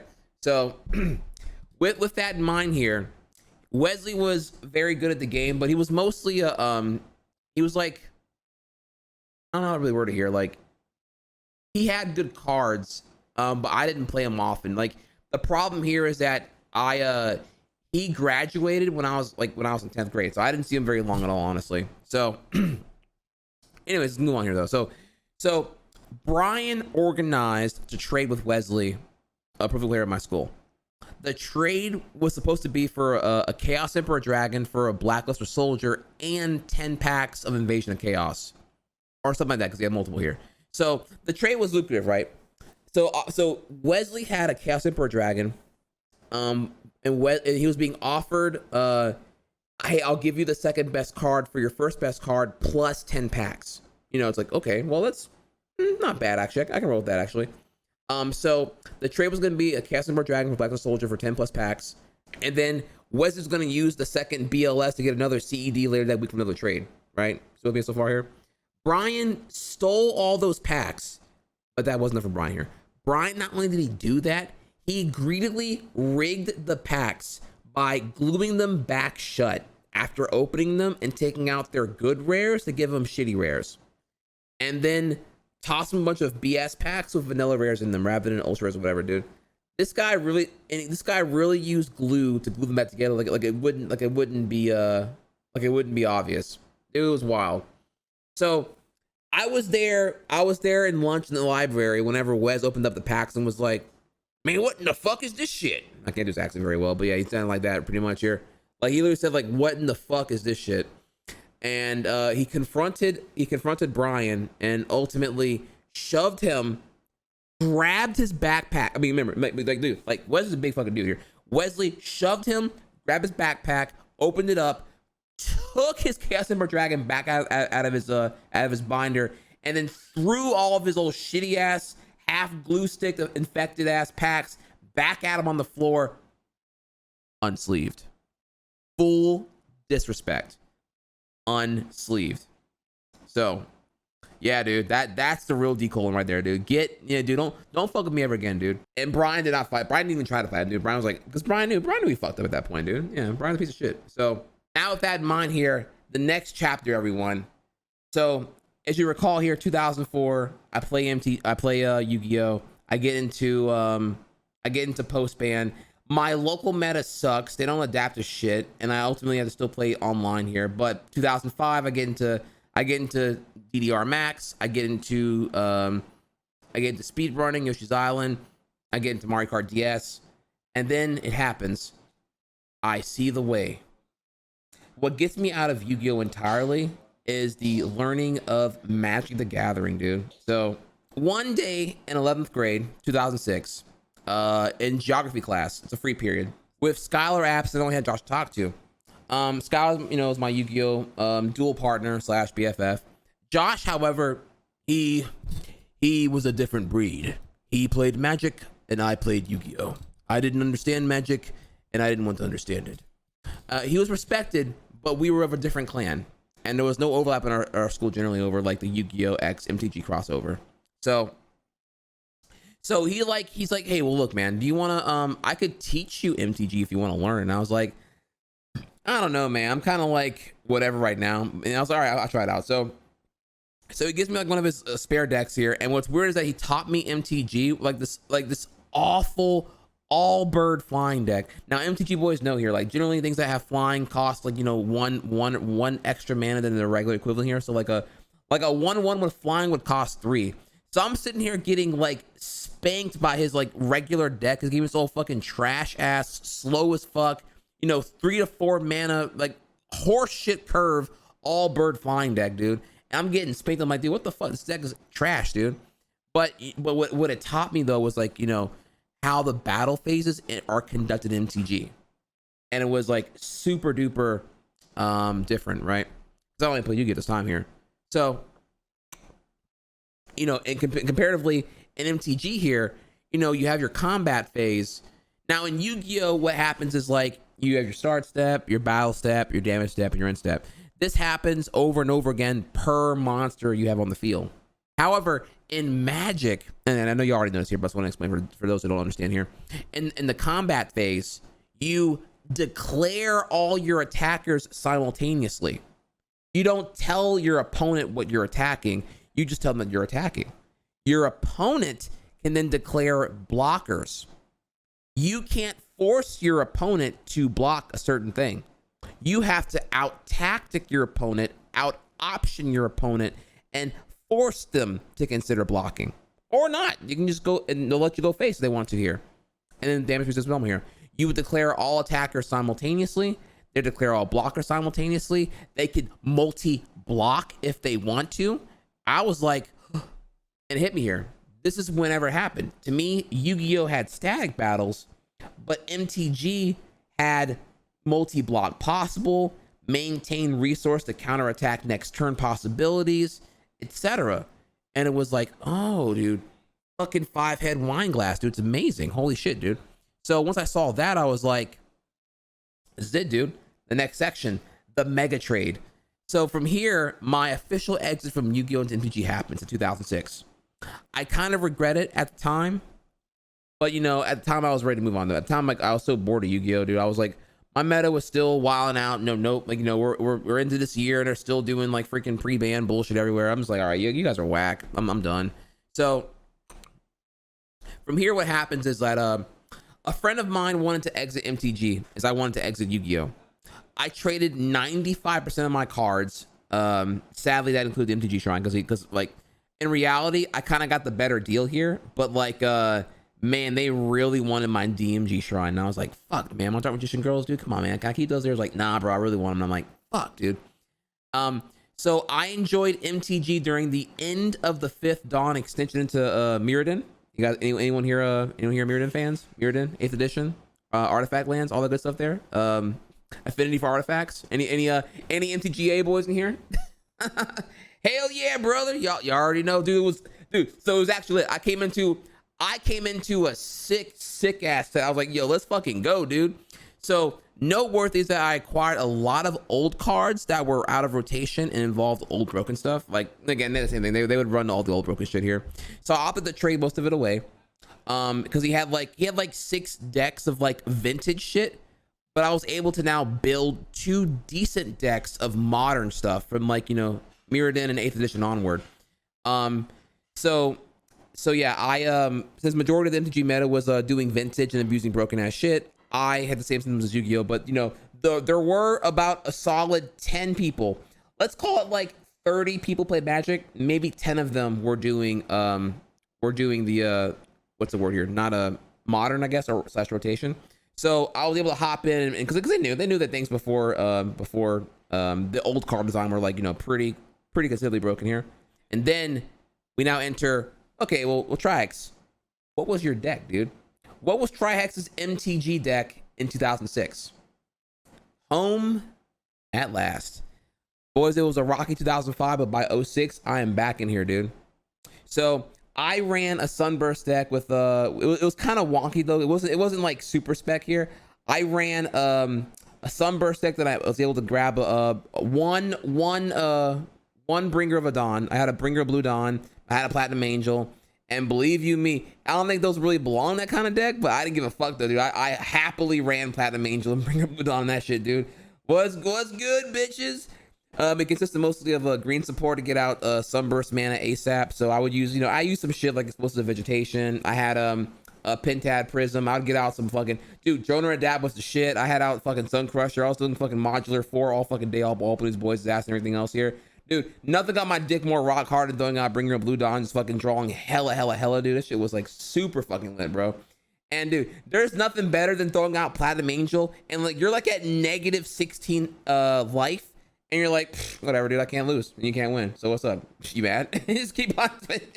Dude, that card was fucking nutty, dude. I loved it. So yeah, this shit was wild, dude. This shit was fucking wild. So so yeah, that was pretty insane. But it was really fun though. So yeah, I played MTG, and there's more here too. Like by 11th grade, I got a job. I worked at McDonald's, and then I was able to like use that income to like start, pursuing other interests, namely reading manga. So now I started to like buy manga online. I was reading that, so I started doing that by senior year. So even by then, like it was Yu-Gi-Oh, then it was Yu-Gi-Oh and Mario Kart DS, then it was like Mario Kart DS, and MTG. Then it was MTG full on. Then it was MTG and reading manga. And then by senior year, I was already like, I don't know, kind of like moving on with a lot of things here. So the problem is here, I don't want to include that because it was like, I had to keep it focused here. Why did I quit Yu-Gi-Oh by 2006? And I know the answer ultimately. I didn't get to tell y'all more about my online Yu-Gi-Oh meta, like how far I pushed it and what I did and shit like that. I didn't bring up more of my speed running and what happened, and I did that. I didn't bring up more of like my ambition with MTG because it was more like this is what was relevant to. This is all you really need to understand like why I got out of Yu-Gi-Oh by 06. But it was a combination of the power creep, the bullshit, the nonsense, my meta's reluctance to ever like try anything else out here, and just it was stale. Everyone was a slave to eating to sucking their own dicks and eating their own sperm because they just like they couldn't stop dick riding chaos decks. It became so repetitive and boring. I was like, dude, only one deck here is competitive, and only one deck is able to really stop it. And even then, it's still not even as good as just playing another chaos deck. Honestly, dude, it was like, holy fucking shit, bro. So section 12. Why the fuck do I have to go to this stupid ass school dance? I don't give a fuck about. I'm trying to slay noobs in Yu-Gi-Oh. Yeah, this is. I don't know if you think I was big stud back in the gap year, but this is I got some really embarrassing pictures from high school that I'm saving for an incredibly rainy day here. Like we're not. You want to call it the trip, you can if you want to here, but this is 11th grade. This was me at going to a school dance. What I want to do here now is I want to like tell you about the good, because I feel like this PowerPoint, it did a good job informing y'all of like what I hated about Yu-Gi-Oh, the downfall of Yu-Gi-Oh, how broken Yu-Gi-Oh was, but there was good, and it was important to counter that and bring y'all the wide people happy of the good here. So this is Jared. Jared was a great friend of mine. He played Yu-Gi-Oh passively, but me and him were kind of cool. We never had lunch together, whatever. But Jared was a homie, so he was cool. This is Chad. His name's actually Chad. Chad was he was like my first friend who like understood manga was like the future, like because I was like, bro, I like anime, but dude, manga be hitting different, bro. And he was like, yeah, and I'm gonna get to more here, but yeah, like Chad. And what's crazy here, y'all? Chad, like, he felt like my brother, dude. He felt like my younger brother, dude. Like a lot, like very few people really understood. I was like, yo, but dude, manga, bro, manga. He was like, no, dude, I get it. And I'm like, you get it? He's like, yeah, bro. And this man would read manga so fast, dude. I would give him a volume. Let's say I would give him like Fruits Basket Volume 1. This cat would have the whole volume read 1 period later. 90 minutes later, I'm like, dude, did you even do the class? He's like, nah, bro, I did the homework already last night. I wanted to read that book, dude. For me, it was like, okay, so by this point here in 11th grade, whenever because he was in 9th grade, I was 11th grade. But he very much enjoyed reading the manga and all that. And I was like, you know what, dude? It made me feel like a different person. Like whenever I bought manga, I wasn't buying it just for me. I was buying it for me and him to read. My area of privilege of having money to be able to even like buy this stuff, because he was broke, obviously we all were broke, right? But the being able to like hand me down, let him read manga, you know, and ask him, hey, well, what do you want to read, dude? And be like, nah, I like what you read, dude. So like it made me feel fulfilled. It gave me a sense of community. So me and Chad were like homies for a long ass time, dude. Like real talk. He's actually one of the very few friends I still keep up with to this day. 10 years later. I kid you not. I was at his wedding. He got married a couple years ago, and I was at his wedding. It was awesome. I have here some pictures from the last day of school. I kid you not. Okay, so listen, y'all. So before I continue on here, the last day of school for me was a very emotional one for me, actually, believe it or not.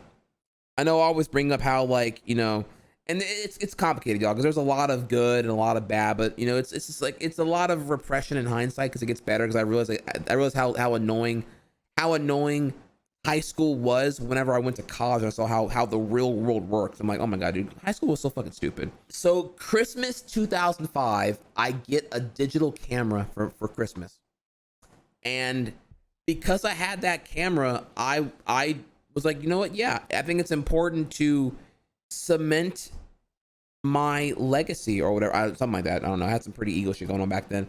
So because I was like, yeah, I want to be a speedrunner. I want to be a Yu-Gi-Oh player. I want to be great. I want to do great things. And so here I like, you know, I brought the camera to school. Like, why do I have these pictures? Some of them are or about my senior week of leaving school, but some are not. Some of them are from the past. You know, if we go back here, like, believe it or not, if you're wondering, like, why do you randomly have this picture of, why do you have pictures of your cafeteria? Why do you have these pictures from your library? Why do you have all this stuff here, dude? It's because I thought my life was cool. I thought I was the shit. I was very insecure outside of my circle, but in my circle, dude, I was a Yu-Gi-Oh slaying, you know, noob annihilating MLG god, dude. I was like, yo, you guys are noobs. You don't even want to play the meta. Like, y'all want to play this old basic pussy shit meta, dude. Come holler at me when you want to do post-ban. What's good, dude? And I did it all the time. And they were just like, and they never want to do it, dude. So like, it gave me a high. I was like, you know, I'm like, dude, I'm playing YVD, son. Like, dude, I'm playing YVD online. Y'all sitting here fucking doing basic shit right now. Like, I am not basic, dude. I am advanced format. Y'all traditional. I'm the future, son. What's good? So yeah, like I was obviously very insecure outside of my circle, but in my circle, dude, I was the shit. So yeah, I had a digital camera for Christmas one year, and I used it all the time. So I'm sitting on this like treasure trove of stuff here, dude.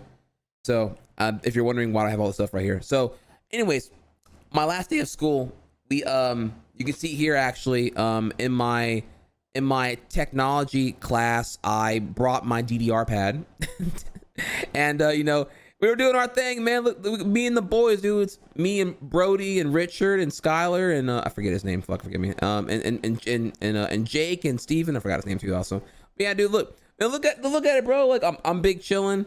Melee right there, dude. On the projector, GameCube on the side right there, dude. Like you already, dude. You know, dude. Ain't nothing changed, son. It's the same shit, different decade, dude. What you talking about, bro? So, you know, good times, man. Like the more things change, the more to stay the same, dude. Ooh. No, and this was no. Hang on, I couldn't just bring Melee and all that any given day. This is because it was the last day of school, that year.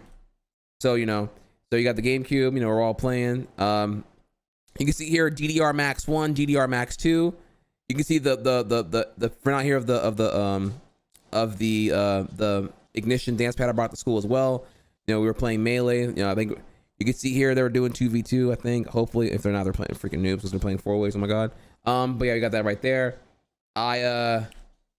Here is an example of my closest friends actually. The guy who I covered here is actually totally irrelevant. I kind of regret not getting in the picture with them because this would have been actually a really good picture of all of us.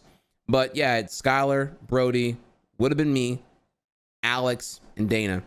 In fact, actually here, I want to particularly take a moment here and address Dana. Dana actually, Dana was the one who like kind of got me into manga actually. Like one day she was reading Fruits Basket in English 2. I had it with her and I was like, oh, what are you reading? She's like, oh, it's just some stuff. And I was like, no, what is it? And here's the part here, right? Here's the crazy part, okay? I told y'all I got into manga in 11th grade, but what I, or 10th grade, 10th grade, no, 11th grade. But what I didn't tell you was that, like I said, it was English 3, then it was English 2. What I didn't tell you is that what I read. I didn't read Dragon Ball. I didn't read, you know, Gantz. I didn't read whatever. Y'all, I read shoujo and lots of it. I read a fuck ton of, I loved it.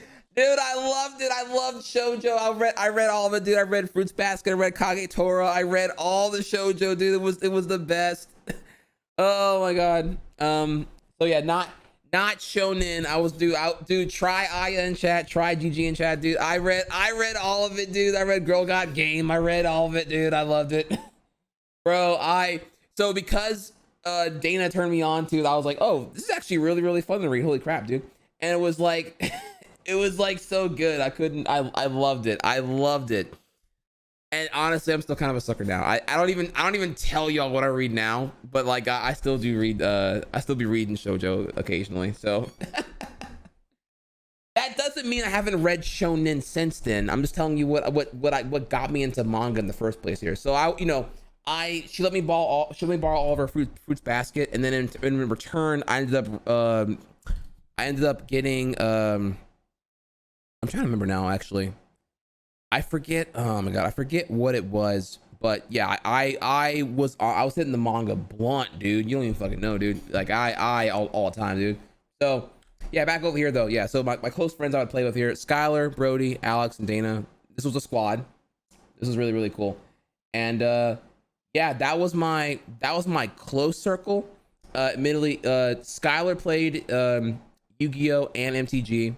Notice the Uber Micro shirt. Literally the pure ownage throwback here, Uber Micro right there. Like that is like, bro, when I tell you that it was a different time back then, dude, this shit was, anyone here know pure ownage, dude? Like, dude, like what's up, dude? Oh my god, bro. Like that was my Bible back then. You feel me?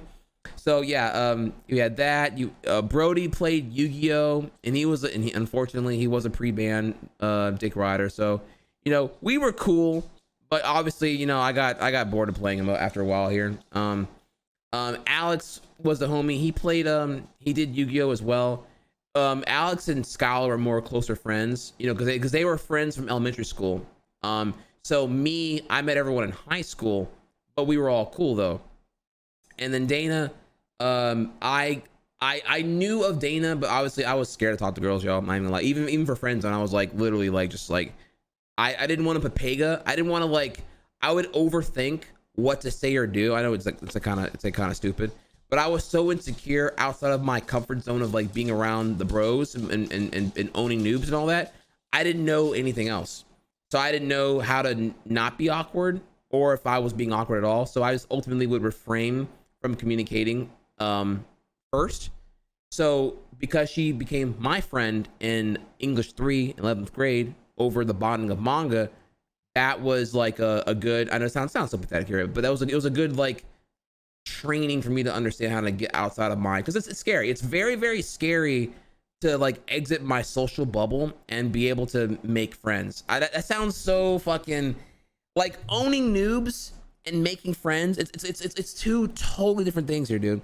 And I don't mean to objectify her at all as like, you know, Trey. No, she was a great friend, and it was very, very awesome to like bond over manga, because like Because these fucks didn't read manga, dude. They didn't give a shit at all. They reading, reading. I ain't got time for that. None of them read, dude. It was the squad. The manga club was like me, Chad, Dana, and like there was this other kid. This is actually kind of funny here. There's this other kid named Dustin, who I'd call Muscles because he had like a muscle deformity. He couldn't lift anything heavier than a gallon of milk. Now, I want to say I didn't give him the name Muscles, but like that's the nickname he had, so we called him Muscles. Yeah, it's kind of no chill. Hey, look, different time. Okay, different time. Okay, look, chill. So, anyways, but yeah, look, we're cool because he brought my manga anyway. Okay, so don't even worry about it. Right, we're cool. All right, so yeah, so they were cool. They did that. Fun fact here: they got together in 11th grade, and they have been married since. They are high school sweethearts, and they have been married since. I haven't talked to them in probably about 10 years. I need to fix that actually, but they got married. Dana and Alex. How awesome is that? Skylar got together with Beth. Skylar and Beth, they got together in high school, and they have been married since. I think for a while now. Isn't that crazy? You know what I mean? Just and you know, here's a picture of me and Skylar from graduation. You know, you're seeing like what that was like, dude. Like, you know, dude, it was real, man. We rode the bus together. This is never before seen pictures before. Actually, I'm digging hard in the personal archive here. You know, you two married. No, it's oh my god, dude. We were best friends. We played Yu-Gi-Oh. I learned MTG. We played MTG together. You know, we did all that stuff there. You know, we played games. We got good at DDR. He taught me. He got me into D&D.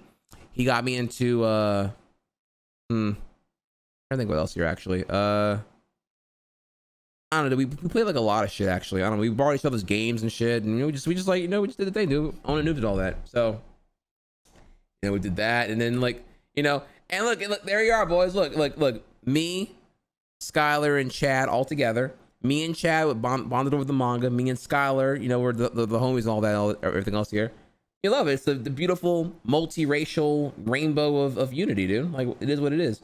Like I said before, I never saw a race. I was always like, you know, yo, I'm team own noobs, dude. I'm team get good. I'm team games. What y'all want to do? What y'all play? What's good? So now, okay. So again, this is still the unorganized bonus chapter here. What if I told you I have a screenshot of my desktop from Windows XP when I still played Yu-Gi-Oh! Virtual Desktop? I actually have one. I found it. When I tell you this took forever to do because I actually found this shit, dude, you will not believe this right here, okay? So, I want you to take it all in here right now. It's going to be a little out there, okay? So, I'm going to need you to pause here, okay? I need y'all. We are about to enter the no judgment zone, okay? This is the no judgment zone, all right? So, okay, so this right here, this is my desktop from 2004, I think, or 5 or something like that. So we have here in the bottom corner on the quick launch here, we got Firefox installed because you know that you know Firefox is the hot shit at that time here. We got Show Desktop. We have a C Display, the comic book reader, because I'll be reading a lot of comics. Photoshop, I don't know, 5.0 or whatever. Yu-Gi-Oh! Virtual Desktop, you know, you can see it right here. Microsoft Word. Trihex's Buddy List AIM. I'm doing a Martin Luther King book report or whatever. And yeah, a lot of WinRAR is a really popular thing, y'all. You know, pre-YouTube it was wild, man. Pre-YouTube it was wild, bro. So you know, I got a whole lot of files here from WinRAR. I don't know what those are here, dude. All right. So, anyways, so also have here a super big throwback here. We have my very first entry into speedrunning here. So when I tell y'all that Trihex is an OG speedrunner, before I formalized anything here, remember I was playing Yoshi's Island on the Game Boy Advance port on my DS. I used my allowance to very wisely get skins for my DS. The shit was hot, dude. I got my fat DS skinned out with the NES decals here, and I have So yeah, I entered a Sonic speedrunning site leaderboard, and I got, you know, I got a sub 45 on some level, I guess level 1 act 1 here of Sonic Rush 1 using Blaze. And you can see here, you know, because there was no recording software, all you had, the only way you can offer it is if you have, like, you know, a proof. So because I had that digital camera clutch, I was able to, like, verify my time is legit. And you can see here, you can see, you know, the freaking, the big ass stupid gateway PC in the background here. And you can see the, you know, but yeah, you have that right there. And that's it, man. That's the end. This took about 10 hours to make, from the outline to draft execution. Hope you enjoyed.